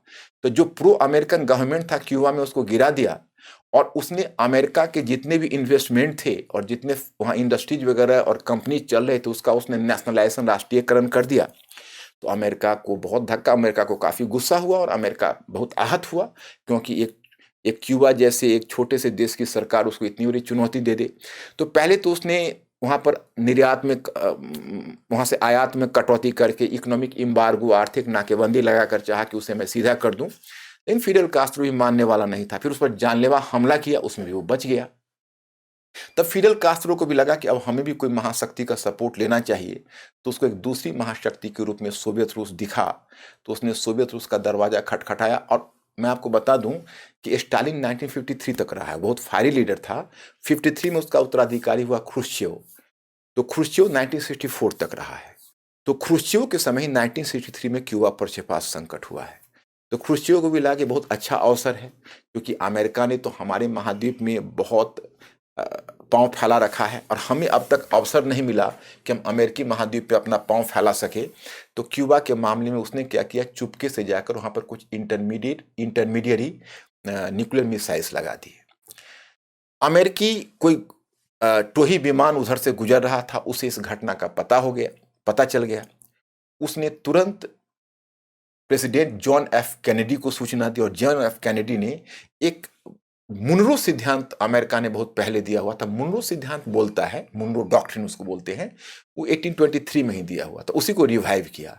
उसमें कहा गया है कि लैटिन अमेरिका यूएसए का गलियारा है, संयुक्त राज्य अमेरिका का गलियारा है, और कोई बाहरी शक्ति अगर लैटिन अमेरिका में पांव डालती है या उसमें हस्तक्षेप करती है, तो संयुक्त राज्य अमेरिका के आंतरिक मामले में हस्तक्षेप होगा।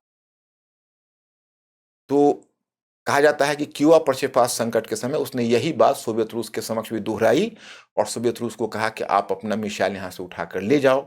सोवियत रूस में क्रुश्चेव ने जवाब दिया कि वो मिसाइल तो उठाकर ले जाना दूर रहा, हम अब नई मिसाइल लगाने जा रहे, और वो अपने कुछ जहाज़ों पर फिर नई मिसाइल रखकर और क्यूबा की तरफ रवाना कर दिया। यूएसए ने कहा कि ठीक है, तो हम आपका रास्ता रोकेंगे, हम आपको नहीं आने देंगे। और उसने भी कुछ अपने जहाज़ों से, जो उसके जो वॉरशिप्स थे, युद्धपोत थे, वो रास्ते में खड़े कर दिए। अब परमाणु हथियारों से लैस उधर सोवियत रूस के युद्धपोत आ रहे हैं, इधर परमाणु हथियार में लैस अमेरिकी युद्धपोत उसका रास्ता रोक कर खड़े हैं। अब दोनों के बीच जो कन्फ्रंटेशन होना है, eyeball to eyeball confrontation, तो आप समझ सकते हैं कि ये कितना बड़ा वर्ल्ड के लिए संकट था। आज जो यूक्रेन में हो रहा है, हालांकि वो टल गया, क्योंकि सोवियत रूस अपने शिप को, क्रुश्चेव ने कहा यू टर्न ले लो और वापस आ जाओ। और बाद में उसका दूसरे ढंग से उसका निपटारा हुआ। लेकिन ये घटना की तुलना आज जो यूक्रेन में हो रही है उस घटना से की जा रही है। तो वर्ल्ड में ऐसे बहुत बार संकट हुए। तो सोवियत रूस ने तो 4 दशकों तक मुकाबला किया। 1980 से मैं भी इस घटना को ऑब्जर्व कर रहा हूं। तो सोवियत रूस तो नेक टू नेक फाइट कर रहा है। मतलब कैन यू बिलीव दैट कि सोवियत रूस का विघटन, मुझे इसमें मेरे अपने चैनल पर जो मेरे ऑडियंस हैं और मेरे स्टूडेंट्स हैं, वो मुझे लगता है कि उसमें से बहुत 1990s या 2000 के भी उपज हो सकते हैं, 1990s के भी वर्थ हो सकता है।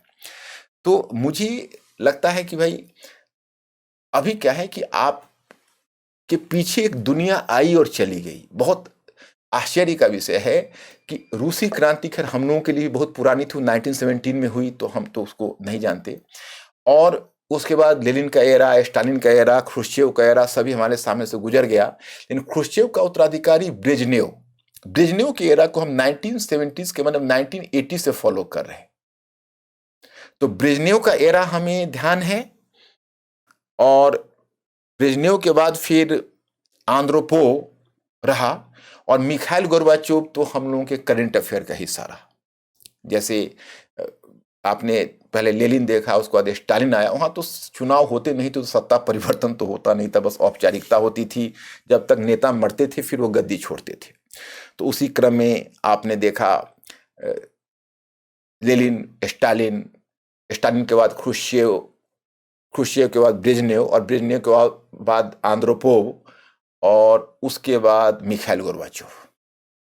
तो यूरी आंद्रोपोव उसका नाम था। तो मैं ब्रेजनेव के एरा से तो मैं उसको देख रहा हूँ, उसके एक्टिविटीज को। 1970 में दोनों नेक टू नेक थे। 1980s में हमें याद है कि जब मैं ग्रेजुएशन में था, तो उस समय सोवियत रशिया लगता था यूएसए पर भारी पड़ रहा है। किसी ने सोचा नहीं था कि सोवियत रूस का विघटन हो जाएगा, सोवियत रूस का इस प्रकार से खात्मा हो जाएगा, और इतनी बड़ी महाशक्ति बिना किसी वॉर के मर जाएगा। एक तरफ उसको अमेरिकन इंटर बॉलिस्टिक मिसाइल से खतरा था, लेकिन उसके घर के अंदर की लड़ाई। इसलिए आप देखते हो, अगर यूपीएससी में आज आपका इंटरनल सिक्योरिटी का कॉन्सेप्ट आया है, तो वो कॉन्सेप्ट सोवियत रशिया के अनुभव के बाद ही आया है कि किसी राष्ट्र केवल बाह्य शक्ति से हारती नहीं है, वो आंतरिक शक्ति से भी हार जाती है, और वह उसको विघटित कर सकती है, राष्ट्र को नुकसान पहुंचा सकती है, उसका खात्मा कर सकती है। उसका एग्जाम्पल सोवियत रूस है। तो उसमें 1980s तक सोवियत रूस ऐसा लग रहा था कि बढ़त ले रहा है। लेकिन दो बातें ऐसी हुई, ये घटना इसलिए भी इंपॉर्टेंट है क्योंकि अभी जो आप परिप्रेक्ष्य देख रहे हैं वो परिप्रेक्ष्य आज भी के लिए भी आपके लिए इंपॉर्टेंट है। इसलिए मैं आपको बता दूं, क्योंकि देखिए जब सोवियत रूस की बढ़त थी उसी समय चाइना भी तो एक बहुत बड़ा कंट्री है, बहुत पावरफुल कंट्री उस समय। हालांकि जो चाइना का वर्तमान रूप देख रहे हो वो पहले नहीं था।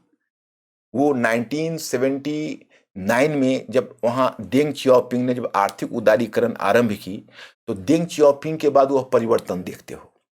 लेकिन हाँ, एक बड़ा कंट्री, एक अब देखते हो एक बड़ा कंट्री रहा रशिया के बाद, और उसके पास रिसोर्सेस भी काफ़ी थे। हालांकि इकोनॉमी उतनी अच्छी पहले नहीं थी, लेकिन उसके पास एक मिलिट्री हार्डवेयर था।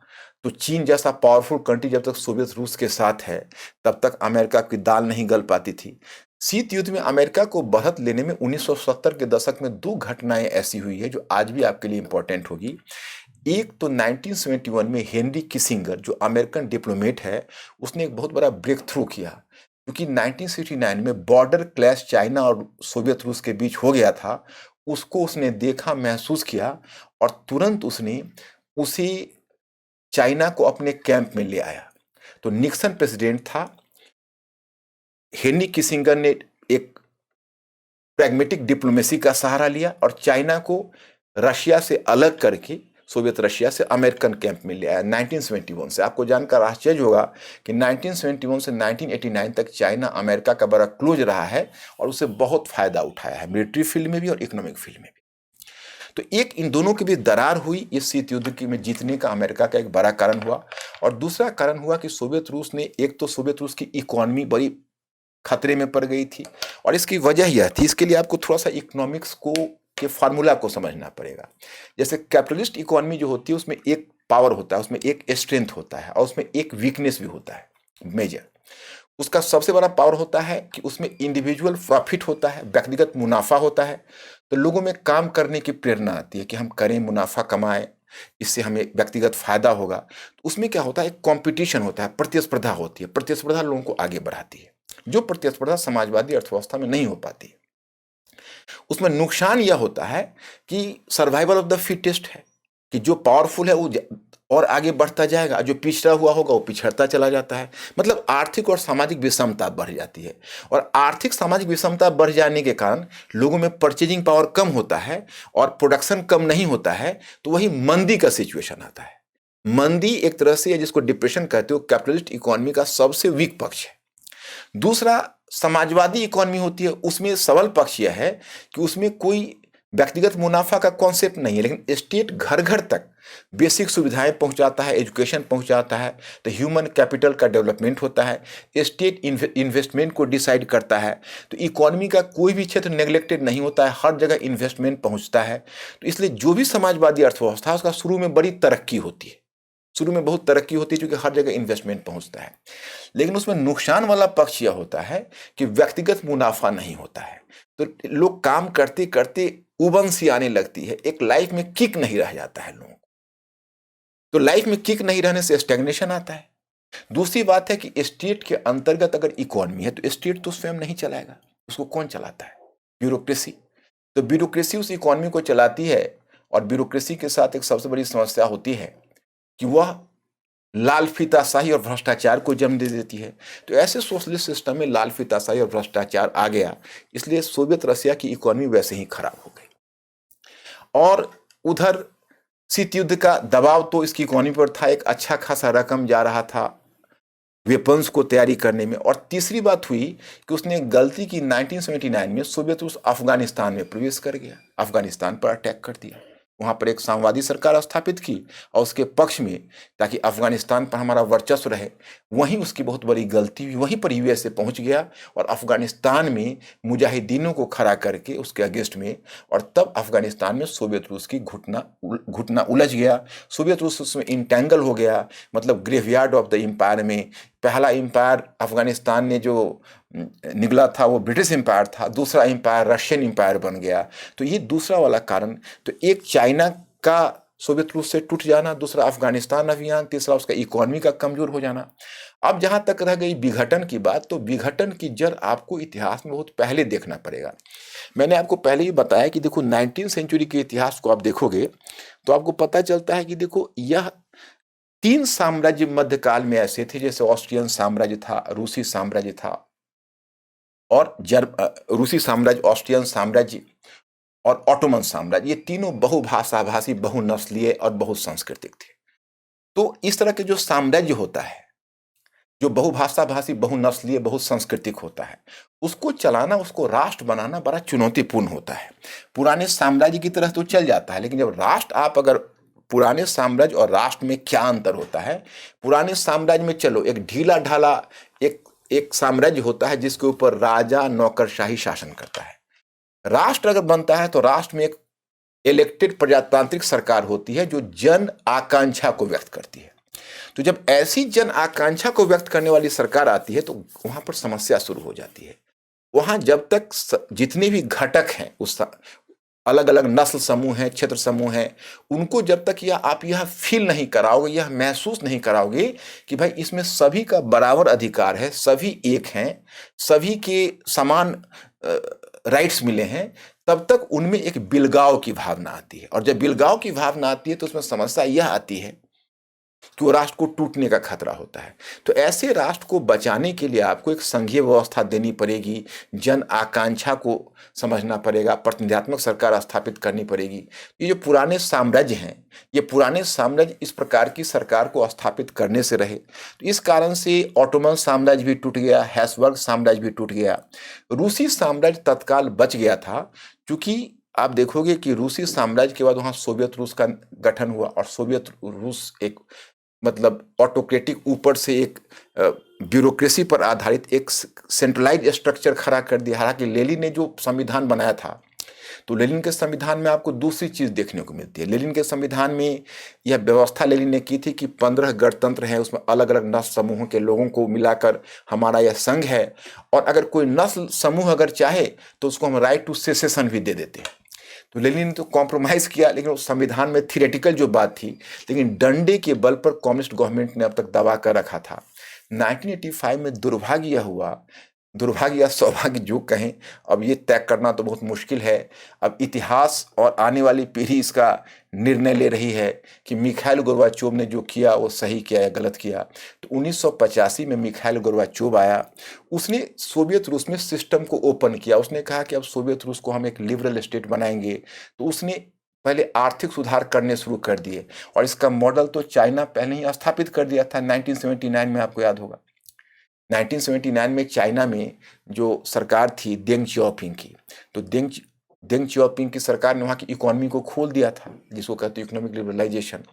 तो मिखाइल गोर्बाचोव ने भी अपनी इकोनॉमी को उसी प्रकार से खोलने का प्रयत्न किया, और उसका नाम देता है पेरेस्ट्रोइका। एक टर्म आता है, रशियन टर्म है पेरेस्ट्रोइका, उसको कहते हैं आर्थिक पुनर्रचना। तो एक तो उसने इकोनॉमी को खोला, उसी में थोड़ी सी उथल पुथल मचनी शुरू हो गई। फिर उसने पॉलिटी को भी खोल दिया, एक ग्लासनोस्ट जैसी नीति लाई। चाइना से उसको सबक लेना चाहिए था कि चाइना ने इकोनॉमी को खोला, लेकिन उसने लोगों की राजनीतिक, मतलब लोगों के राइट टू एक्सप्रेशन नहीं दिया, इसने लोगों को राइट टू एक्सप्रेशन भी दे दिया। तो प्रेशर कुकर को एक बार आप खोलोगे तो उसमें तो उभार आना स्वाभाविक है, और उसमें एक स्मोक और उसमें उसको आउटब्रस्ट करने की संभावना होती है।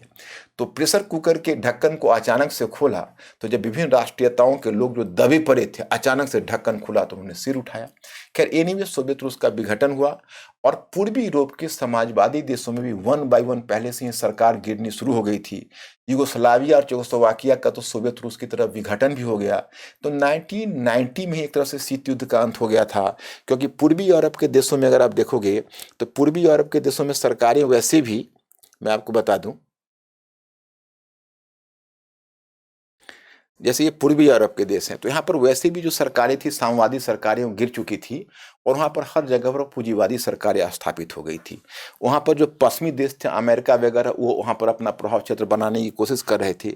इधर सोवियत रूस में जो मिखाइल गोर्बाचोव था, वो मिखाइल गोर्बाचोव ने जब सोवियत रूस में सुधार शुरू किए, सोवियत रूस में सुधार ही नहीं किए बल्कि पूर्वी यूरोप के देशों में जब सुधार की प्रक्रिया चल रही थी, इधर तो पश्चिमी देशों के तो बाँछें खिल रही थी। उनको लग रहा था कि अरे ये तो अपनी मौत साम्यवाद मर रहा है, उससे बड़े हर्ष की बात क्या हो सकती है।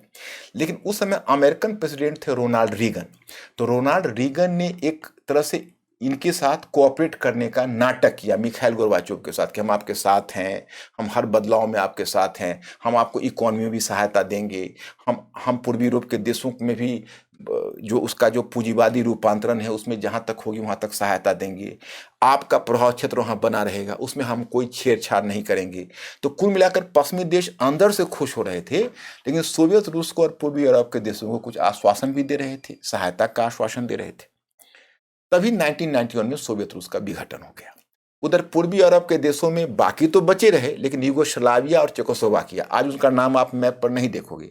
आज आप चेकोस्लोवाकिया में देखते हो एक चेक गणतंत्र है, और यूगोस्लाविया में तो और भी आपको बहुत देखोगे। अगर यूगोस्लाविया को देखोगे तो ये है यूगोस्लाविया, ये पहले 6 पार्ट में बटा था, एक 7वां पार्ट है जिसका नाम है कोसोवो। तो इस तरह से 7 पार्ट में यूगोस्लाविया बट गया। तो कुल मिलाकर इसमें इतना बड़ा बदलाव आया। मिखाइल गोर्बाचोव कभी नहीं चाहता था कि सोवियत रूस में इतना बड़ा बदलाव आए। वो चाहता था कि हम सिस्टम को लिबरल कर दें, लिबरलाइज कर दें। उसकी इकोनॉमी खराब हो चुकी थी, वो अब अधिक समय तक पुराने सिस्टम को नहीं ढो सकता था, तो वो बदलाव चाहता था। लेकिन ये बदलाव इतना भयानक रूप धारण कर लेगा और सोवियत रूस विघटित हो जाएगा, इसका अनुमान उसे भी नहीं था।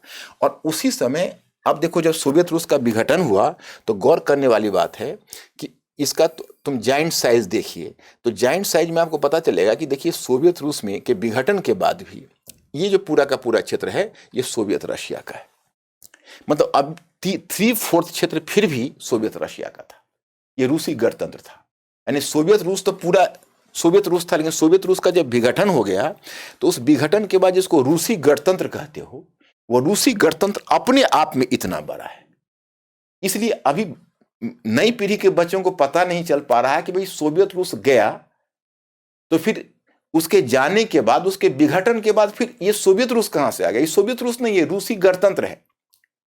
लेकिन चूंकि सोवियत रूस के 3/4 से भी ज्यादा भूभाग अकेला रूसी गणतंत्र के पास रहा, इसलिए सोवियत रूस के विघटन के बाद भी बहुत ज्यादा फर्क नहीं पड़ा, क्योंकि रूसी गणतंत्र अपने आप में एक बहुत जाइंट साइज का, आज भी दुनिया का सबसे बड़ा नेशन। लेकिन उससे 14 और गणतंत्र जो निकल कर आए वो इसके लिए हेडेक है। हेडेक इसलिए कि कभी उन्हीं के हिस्सा रहे, कभी उन्हीं के पड़ोसी रहे, पिता पुत्र में बंटवारा हुआ है। अब अगर शत्रु चाहता है कि हम पुत्र के घर में अपना अड्डा बना ले, तो पिता भयभीत होने लगता है। ये साइकोलॉजी यहां काम कर रही है। दूसरी चीज है कि पुत्र का कहना है कि पिताजी का व्यवहार हमारे प्रति ऐसा क्यों है कि हम उनके शत्रु से वार्ता कर रहे हैं, क्योंकि हमारे पिताजी का व्यवहार भी तो हमारे प्रति ठीक नहीं है। तो यही गुत्थियां हैं जो आज आपको यूक्रेन में, कजाकिस्तान में, बेलारूस में, जॉर्जिया में और बाकी आपको रूसी गणतंत्र में दिखता है। अब यहां से इतिहास से आप वर्तमान में झांकिए, अब आपको पता चलेगा। मिखाइल गोर्बाचोव, देखिए कष्ट की बात क्या है कि इन्होंने, रोनाल्ड रीगन और पश्चिमी देशों ने यह नाटक किया कि हम आपके हमदर्द हैं, आपके हर दुख दर्द में साथ हैं। मिखाइल गोर्बाचोव नहीं चाहता था कि विघटन हो सोवियत रूस का, लेकिन ये जो रूसी गणतंत्र है, क्योंकि अब सबकी अलग अलग सरकारें थी, जैसे आप इसको ऐसे समझो कि जैसे इंडिया है और इंडिया में यूपी है, तो यूपी तो खैर उतना बड़ा नहीं है, लेकिन आप मानकर चलिए कि अगर इंडिया यूनियन है और यूपी अगर एक राज्य है, उसी प्रकार से रूसी गणतंत्र एक उसमें स्टेट था, रिपब्लिक उसको बोलते थे, 15 रिपब्लिक का वो समूह था। तो उसका प्रेसिडेंट, जैसे अलग अलग मुख्यमंत्री होता है प्रोविंस में, उसी प्रकार से अलग अलग गणतंत्र का भी रीजनल प्रेसिडेंट होता था। तो उसका रीजनल प्रेसिडेंट था बोरिस येल्त्सिन। तो बोरिस येल्त्सिन जब इसका प्रेसिडेंट बना, तो मिखाइल गोर्बाचोव और बोरिस येल्त्सिन में विवाद शुरू हुआ, क्योंकि बोरिस येल्त्सिन चाहता था कि अगर सोवियत रूस बट जाएगा तो हम पूरे रूस को दबाकर, रूसी गणतंत्र हमारा फिर क्षेत्र हो जाएगा और इंडिपेंडेंट हम वहां के रूलर हो जाएंगे, यानी उसका प्रेसिडेंट हो जाएंगे। इसलिए उसने भड़काया जानबूझकर विभिन्न नस्लीय समूह के लोगों को, और पश्चिमी देश भी मुख्य दर्शक होकर देखते रहे। उनकी क्या भूमिका रही, कितनी डुबियस भूमिका रही, कितने वो ईमानदार थे अपने उद्देश्य में, ये अभी तक स्पष्ट नहीं है। और जब यहां पर सोवियत रूस का देखेंगे आप विघटन हुआ, तो विघटन होने के बाद जो बोरिस येल्त्सिन है, अपनी स्वतंत्रता की पहले तो जैसे घोषणा लैटविया, लिथुआनिया, एस्टोनिया जैसे देशों ने की, जो इधर है, जिसको मैंने दिखाया था आपको, इन्होंने कहा कि देखिए स्टालिन ने जो हमारा विलय 1940 में किया था वही गलत था 1990 में। फिर जब यूक्रेन ने स्वतंत्रता की घोषणा कर दी 1991 में, यूक्रेन एक महत्वपूर्ण प्रांत रीजन था, सोवियत रूस के बाद सबसे महत्वपूर्ण वही था, यानी सॉरी रूसी गणतंत्र के बाद सबसे महत्वपूर्ण वही था।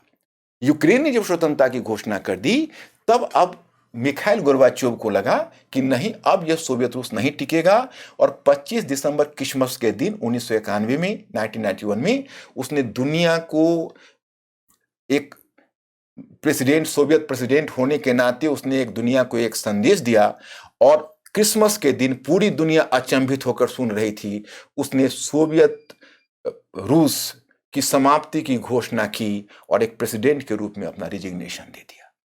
इसका मतलब है कि अब रूस 15 गणतंत्रों का संघ बना। तो मैं आपको यहां पर यह बताना चाहता कि उस समय जरा पश्चिमी देशों की भूमिका को देखिए। उस समय अमेरिकन प्रेसिडेंट जब उसने इस प्रकार की घोषणा की है, उस समय अमेरिकन प्रेसिडेंट का क्या रोल होना चाहिए कि उसके साथ सिंपैथाइज करे, उसके साथ खड़े रहे, क्योंकि आखिर उसने इतना बड़ा बदलाव लाया और इन पर विश्वास भी किया। तो अमेरिकन प्रेसिडेंट दुनिया में तुरंत उसका दूसरा संदेश अमेरिकन प्रेसिडेंट का आया कि हमारे मित्रों, हमारे भाइयों, हमारे बंधुओं, हम शीत युद्ध जीत गए, ये पूंजीवादी व्यवस्था की जीत हुई, व्यक्ति की स्वतंत्रता की रक्षा हुई, दुनिया एक बहुत बड़े संकट से उबर गया और समाजवादी व्यवस्था नष्ट हो गई। तो वो अपने विजय की खुशियां मना रहे थे, और यह बात कहीं ना कहीं रूसी गणतंत्र का मुखिया भी सुन रहा था, बोरिस येल्त्सिन। फिर बोरिस येल्त्सिन को इन्होंने विश्वास दिया था कि हम आपको इकोनॉमिक असिस्टेंस देंगे, सहायता देंगे। बोरिस येल्त्सिन ने 1992 में IMF, वर्ल्ड बैंक के मेंबरशिप के लिए भी अप्लाई कर दिया। WTO से 1993 से उसकी वार्ता शुरू हो गई, पूंजीवादी व्यवस्था को अपना लिया, लोन के लिए भी अप्लाई किया। और इन्होंने बोरिस येल्त्सिन का, जिस समय मिखाइल गोर्बाचोव को है, जिस समय 1990 में, देखिए अब इसमें आपको दोनों पक्ष पता चलेगा कि अभी जो आक्रामक रवैया है यूक्रेन यूक्रेन के विरुद्ध व्लादिमीर पुतिन का, वो उसकी जड़ दोनों पक्ष उसके लिए उत्तरदायी है। पश्चिमी देशों ने जब 1990 में शीत युद्ध की समाप्ति एक तरह से औपचारिक रूप से हुई थी, जब जर्मनी बटा हुआ था और जर्मन दीवार को जब लोगों ने तोड़ दिया और पूर्वी जर्मनी और पश्चिमी जर्मनी दोनों का एकीकरण हो रहा था, पूरी दुनिया दम साधे उसको देख रही थी, उस समय यह बात उठी थी। और उस समय मिखाइल गोर्बाचोव, हालांकि उसका इकोनॉमिक कंडीशन इतना खराब था कि वो पश्चिमी देशों के सामने लोहा भी नहीं ले सकता था और मजबूरी में उसको पूर्वी जर्मनी का विलय पश्चिमी जर्मनी के साथ स्वीकार करना पड़ा। लेकिन उस समय वादा किया था James Baker, American foreign secretary James Baker था, और ब्रिटिश प्राइम मिनिस्टर, उसके बाद भी British prime minister John Major, इन्होंने व्यक्तिगत तौर पर मिखाइल गोर्बाचोव को आश्वासन दिया कि भरोसा रखिए, यह जो जर्मनी है, जैसे आप देखेंगे, देखिए ये जर्मनी है, ये जर्मनी है, इसका यूनिफिकेशन हुआ तो ये दोनों बटा हुआ था, एक हुआ। उसने कहा कि आप भरोसा रखिए, जर्मनी के पूरब में नाटो का विस्तार नहीं होगा, क्योंकि वार्सा पैक्ट का तो डिसइंटीग्रेशन हो गया था और वार्सा पैक्ट के बाद अब नाटो बचा हुआ था। तो अब जब नाटो शीत युद्ध में गठित हुआ था तो नाटो की जरूरत क्या थी? आपने केवल नाटो को बचाया ही नहीं, नाटो को बनाए रखा। तो नाटो को आपने जब बनाए रखा तो अब वही पूछ रहे हैं कि भाई जब नाटो की जरूरत नहीं है लेकिन फिर भी आप चाहते हैं कि नाटो रहे और दुनिया में कोई भूमिका निभाए, तो उन्होंने वादा किया कि नाटो की जो भी भूमिका होगी वह भूमिका केवल हमारी जर्मनी तक ही नाटो की पूर्वी सीमा होगी। हम विश्वास दिलाते हैं कि जर्मनी से पूरब नाटो कभी विस्तार नहीं करेगा। अब देखिए वर्तमान में नाटो का विस्तार, देखिए ये जितना ब्लू और ग्रीन आपको दिख रहा है, नाटो कहां पहुंच गया? नॉर्वे तो देखिए यहां है ऑलरेडी, फिनलैंड, स्वीडन, फिनलैंड नहीं बना है लेकिन फिनलैंड, स्वीडन अप्लाई किया हुआ है बनने के लिए। देखिए यहां पर जो पहले जो वार्सा पैक्ट के 8 मेंबर्स थे जो सोवियत रशिया के साथ, उसमें 7 को इन्होंने नाटो का मेंबर्स बना दिया है और नाटो इनका सैनिक गुट है। और जिस तरह से वह रूसी गणतंत्र के निकट आता जा रहा है, रूसी गणतंत्र का चिंता वाजिब है या नहीं, ये इनको रोकना चाहिए था। और फिर उसके बाद इन्होंने क्या किया है, एस्टोनिया, लैटविया, लिथुआनिया नाटो का मेंबर्स हो चुका है, पोलैंड हुआ पड़ा है जो जर्मनी के बॉर्डर पर है, देखो चेक रिपब्लिक है उसका मेंबर, हंगरी है, रोमानिया है, बुखारेस्ट है, मैंने उसका बुल्गारिया है, तो ये सब इनके नाटो के मेंबर्स हैं। अब ये ठहरा यूक्रेन, देखिए यह यूक्रेन। अब यह यूक्रेन अगर मेंबर्स हो जाता है तो रूस के अंदर घुस जाएगा नाटो। तो ये मुद्दा उठा था पहले भी 2008 में अमेरिका ने, क्योंकि 2008 से पहले अमेरिका थोड़ा पांव पीछे खींच रहा था कि नहीं हम नाटो का मेंबर्स यूक्रेन को नहीं बनाएंगे। 2008 में यूएसए ने मतलब अपने जो बाकी मेंबर्स है उससे वार्ता की और कहा कि देखो भाइयों, हम यूक्रेन की अर्जी है मेंबरशिप के लिए, हम उसको दे देते हैं।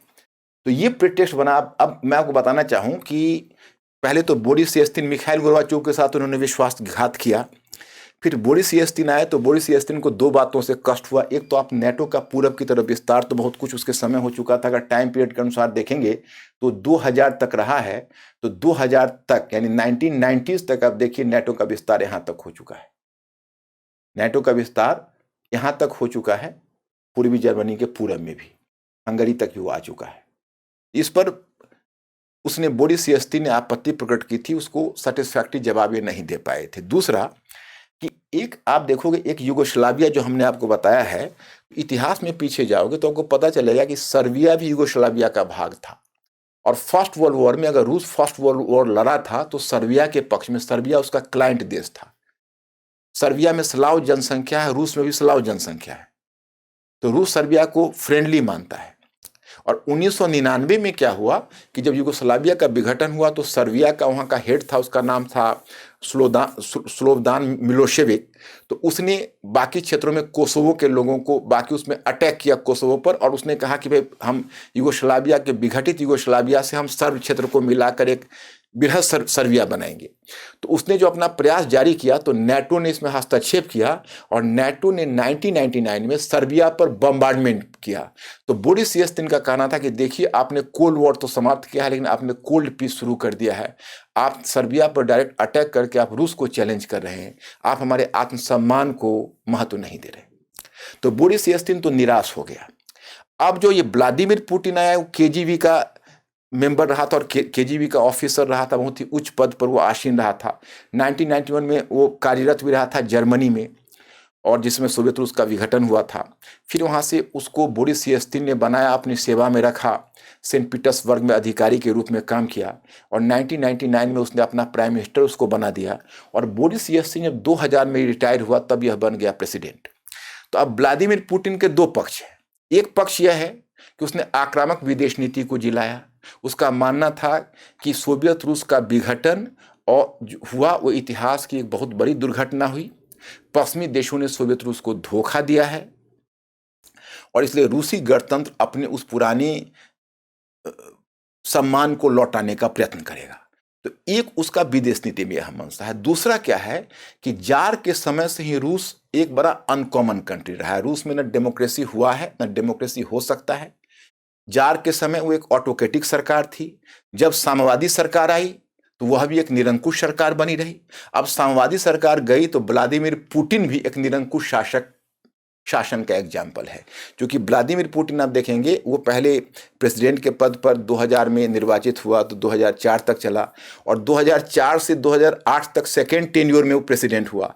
और आपको जानकर आश्चर्य होगा कि रशियन कॉन्स्टिट्यूशन में 2 ही बार प्रेसिडेंट होने का प्रावधान है। तो उसने फिर क्या किया कि स्वैप कर लिया, एक प्राइम मिनिस्टर के रूप में एक उसने दमित्री मेदवेदेव को प्राइम मिनिस्टर के पद पर था, उसको प्रेसिडेंट बना दिया। तो 2000 से 2008 तक वो स्वयं प्रेसिडेंट रहा, 2 टेन्योर, और 2 टेन्योर से ज़्यादा वो नहीं रह सकता था। लेकिन अगर एक बार वो प्रधानमंत्री के पद पर चला जाता तो फिर गैप होता, तो गैप करके प्रेसिडेंट हो सकता था। तो उसने मेदवेदेव को प्रेसिडेंट बना दिया, जो उसका नॉमिनी था, और खुद प्राइम मिनिस्टर बन गया 4 वर्षों के लिए। तो 8 से 12 तक वो प्राइम मिनिस्टर रहा है। और फिर 2012 में उसने कॉन्स्टिट्यूशनल अमेंडमेंट किया और प्रेसिडेंट के टेन्योर को बढ़ाकर 6 वर्षों के लिए कर दिया कि अब 4 नहीं 6 वर्ष रहेंगे। और तब उसको 2 टेन्योर और भी होने का प्रावधान आ गया, 6 इयर्स। तो 12 वर्ष और प्रेसिडेंट हो सकता था। तो 2012 में जो प्रेसिडेंट बना तो वो 18 में फिर चुनाव करवाया, जिसमें रिगिंग भी हुई। फिर 2018 में बहुत वो चुनाव पर भी प्रश्न चिन्ह है, और 2018 में प्रेसिडेंट बना तो 2024 तक वो प्रेसिडेंट रहेगा। इसी बीच उसने कॉन्स्टिट्यूशन में फिर एक अमेंडमेंट कर लिया है, और अगले अमेंडमेंट की तैयारी कर रहा है कि अब प्रेसिडेंट के टेन्योर पर कोई रिस्ट्रिक्शन ना हो। मतलब उसका इरादा यह है कि वो जीवन भर प्रेसिडेंट के पद पर रहे। तो अनडेमोक्रेटिक है, फॉरेन पॉलिसी में आक्रामक है, लेकिन उसकी आक्रामकता के लिए पश्चिमी देश उत्तरदायी है। उसका जो अनडेमोक्रेटिक पोस्चर है उसकी जड़ भी इतिहास में है। उसका जो पश्चिमी देशों से जो उसका संघर्ष है उसकी जड़ भी इतिहास में है। और अब वो चाहता है कि जो भी रेबल्स है, सोवियत रूस के विघटन के बाद जो भी सोवियत रूस का अंश बच गया है, उस अंश को हम समेटें। तो उसने 4 देशों पर अपना प्रभाव क्षेत्र स्थापित किया हुआ है। बेलारूस, जहां का आप देखते होंगे वहां का जो शासक है अलेक्जेंडर लुकाशेंको, वो अपने आप में बड़ा ऑटोक्रेटिक है। दूसरा कजाकिस्तान का जो हेड था नूर सुल्तान नजरबायेव, जो 1991 में ही वहां का प्रेसिडेंट बना था और 2019 में रिटायरमेंट लिया स्वेच्छा से। वो भी सत्ता छोड़ी नहीं, तोकायेव को अपना एक कठपुतली प्रेसिडेंट वहां स्थापित कर खुद चेयरमैन बनकर वहां पर स्थापित था। अभी उसके अगेंस्ट में उसकी जनता ने विद्रोह किया है, तो व्लादिमीर पुतिन ने वहां सेना भेजी है कजाकिस्तान में, एक तरह से वहां की गवर्नमेंट को बचाने के लिए। बेलारूस में लुकाशेंको की सरकार को यह बचा रहा है। 2008 में इसने जॉर्जिया पर अटैक कर दिया, और जॉर्जिया में आप देखोगे उसका ओस्टिया, उसके जो एक रीजन है साउदर्न ओस्टिया, उस पर कब्जा जमा लिया। और 2014 में तो हद हो गई, इसने यूक्रेन पर हमला करके और क्रीमिया को जीत लिया। ये जो जगह आप देख रहे हो ये क्रीमिया है, काला सागर में। तो इसका कहना यह था, जैसे पहले देखो ये सेवास्तोपोल एक बंदरगाह है, तो क्रीमिया के साथ इसका समझौता हुआ था। मैं आपको यह बताऊं कि क्रीमिया के साथ इसका पहले एक समझौता हो चुका है, और ये समझौता के बाद सेवास्तोपोल का बंदरगाह वो इस्तेमाल कर रहा था। सबसे बड़ी समस्या आई थी जब 1991 में सोवियत रूस का विघटन हो गया था, तो सोवियत रूस का जो न्यूक्लियर वेपन्स था वो 4 देशों में था, मतलब 4 गणतंत्रों में। एक तो रूसी गणतंत्र में तो न्यूक्लियर वेपन्स था, उसके अलावा यूक्रेन में था, और कजाकिस्तान में था, और बेलारूस में था। तो अब पश्चिमी देशों का हेडेक यह था कि कहीं ऐसा ना हो कि न्यूक्लियर वेपन्स पूरा स्प्रेड कर जाए। तो पश्चिमी देशों ने इसमें थोड़ी सी चालाकी की, और उन्होंने सबके साथ निगोशिएट करके और तब उन्होंने न्यूक्लियर वेपन सोवियत रूस को दिलवा दिया। तो जब रूसी गणतंत्र को दिलवा दिया, तो जब अब यूक्रेन के साथ जब डील हो रहा था तो यूक्रेन ने एक शर्त रख दी थी, माने यूक्रेन में यह कहा गया था कि भाई हमारी सुरक्षा हो, यानी रूसी गणतंत्र हम पर भविष्य में हमला ना करे। लेकिन रूस ने वादा भी किया था 94 में, उस समय तो बोरिस येल्त्सिन हुआ करता था, व्लादिमीर पुतिन नहीं था। लेकिन 2014 में रूस ने हमला करके क्रीमिया को जीत लिया। अब क्रीमिया को जीत लिया तो उसमें पश्चिमी देश कहते हैं कि रूस ने वायदा तोड़ा है। व्लादिमीर पुतिन कहता है कि पश्चिमी देशों ने वायदा तोड़ा है, क्योंकि उन्होंने वादा किया था कि हम जर्मनी से पूरब में नाटो का विस्तार नहीं करेंगे। उन्होंने नाटो का विस्तार क्यों किया? और फिर उसने दोबारा यूक्रेन पर अभी हमला किया है, उन्हें हमला करने की तैयारी कर रहा है, किया नहीं है। तो अभी व्लादिमीर पुतिन ने एक बड़ी चाल चली है।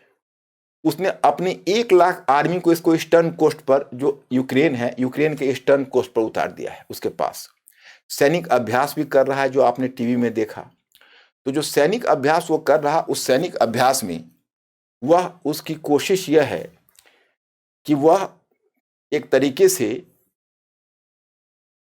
पश्चिमी देशों के साथ एक डील करना चाहता है। वो यह दिखाना चाहता है पश्चिमी देशों को कि अगर आप हमसे चाहते हैं कि हम आपके साथ कोऑपरेट करें, तो आपको पूरब में विस्तार रोकना होगा। कुछ शर्तें, जैसे जेनेवा में जब बात हुई अभी जनवरी 10 में, तो उसने कुछ शर्तें रख दी है पश्चिमी देशों को, जिसमें यूरोपीय देश हैं, यूएसए है, विशेषकर यूएसए से वो डील कर रहा है कि आपको यहाँ से, यूएसए को बोलता है कि आपको अपना परमाणु हथियार हटाने होंगे, आपको पूर्वी यूरोप के जिस देश में भी कम्बेटेंट आर्मी है वो नहीं लाना होगा, हटाना होगा, और आपको यह वायदा करना होगा कि भविष्य में आप पूर्व जो सोवियत रूस का क्षेत्र है, वो पूर्व सोवियत रूस के जो गणतंत्र है या सोवियत रूस के जो भूभाग है, वहां पर आप नाटो का विस्तार नहीं करेंगे।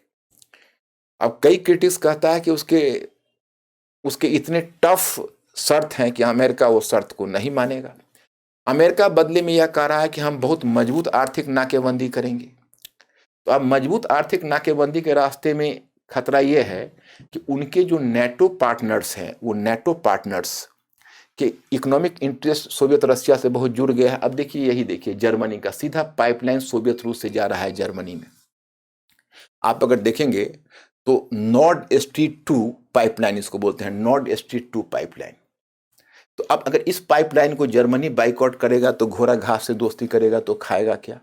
और यही स्थिति लगभग बाकी यूरोपीय देशों से हुई पड़ी है। नंबर 2। नंबर 3 कि अगर व्लादिमीर पुतिन के साथ अमेरिकन प्रेसिडेंट जो बाइडेन का समझौता नहीं होता है तो इंडो पैसिफिक में कैसे एक्टिव रहेंगे, जबकि चाइना को वहां पर ऑकस भी उन्होंने बना लिया है, क्वाड वहां पर रन कर रहे हैं। तो इधर से फ्री होंगे तभी तो उधर जाएंगे वो। और उनके जो नाटो पार्टनर्स हैं वो कहेंगे हमें एशिया पैसिफिक में नहीं जाना, इंडो पैसिफिक, एशिया पैसिफिक में, क्योंकि हमारा मुख्य इंटरेस्ट यूरोप में है। और उसका कारण है व्लादिमीर पुतिन का आक्रामक रवैया।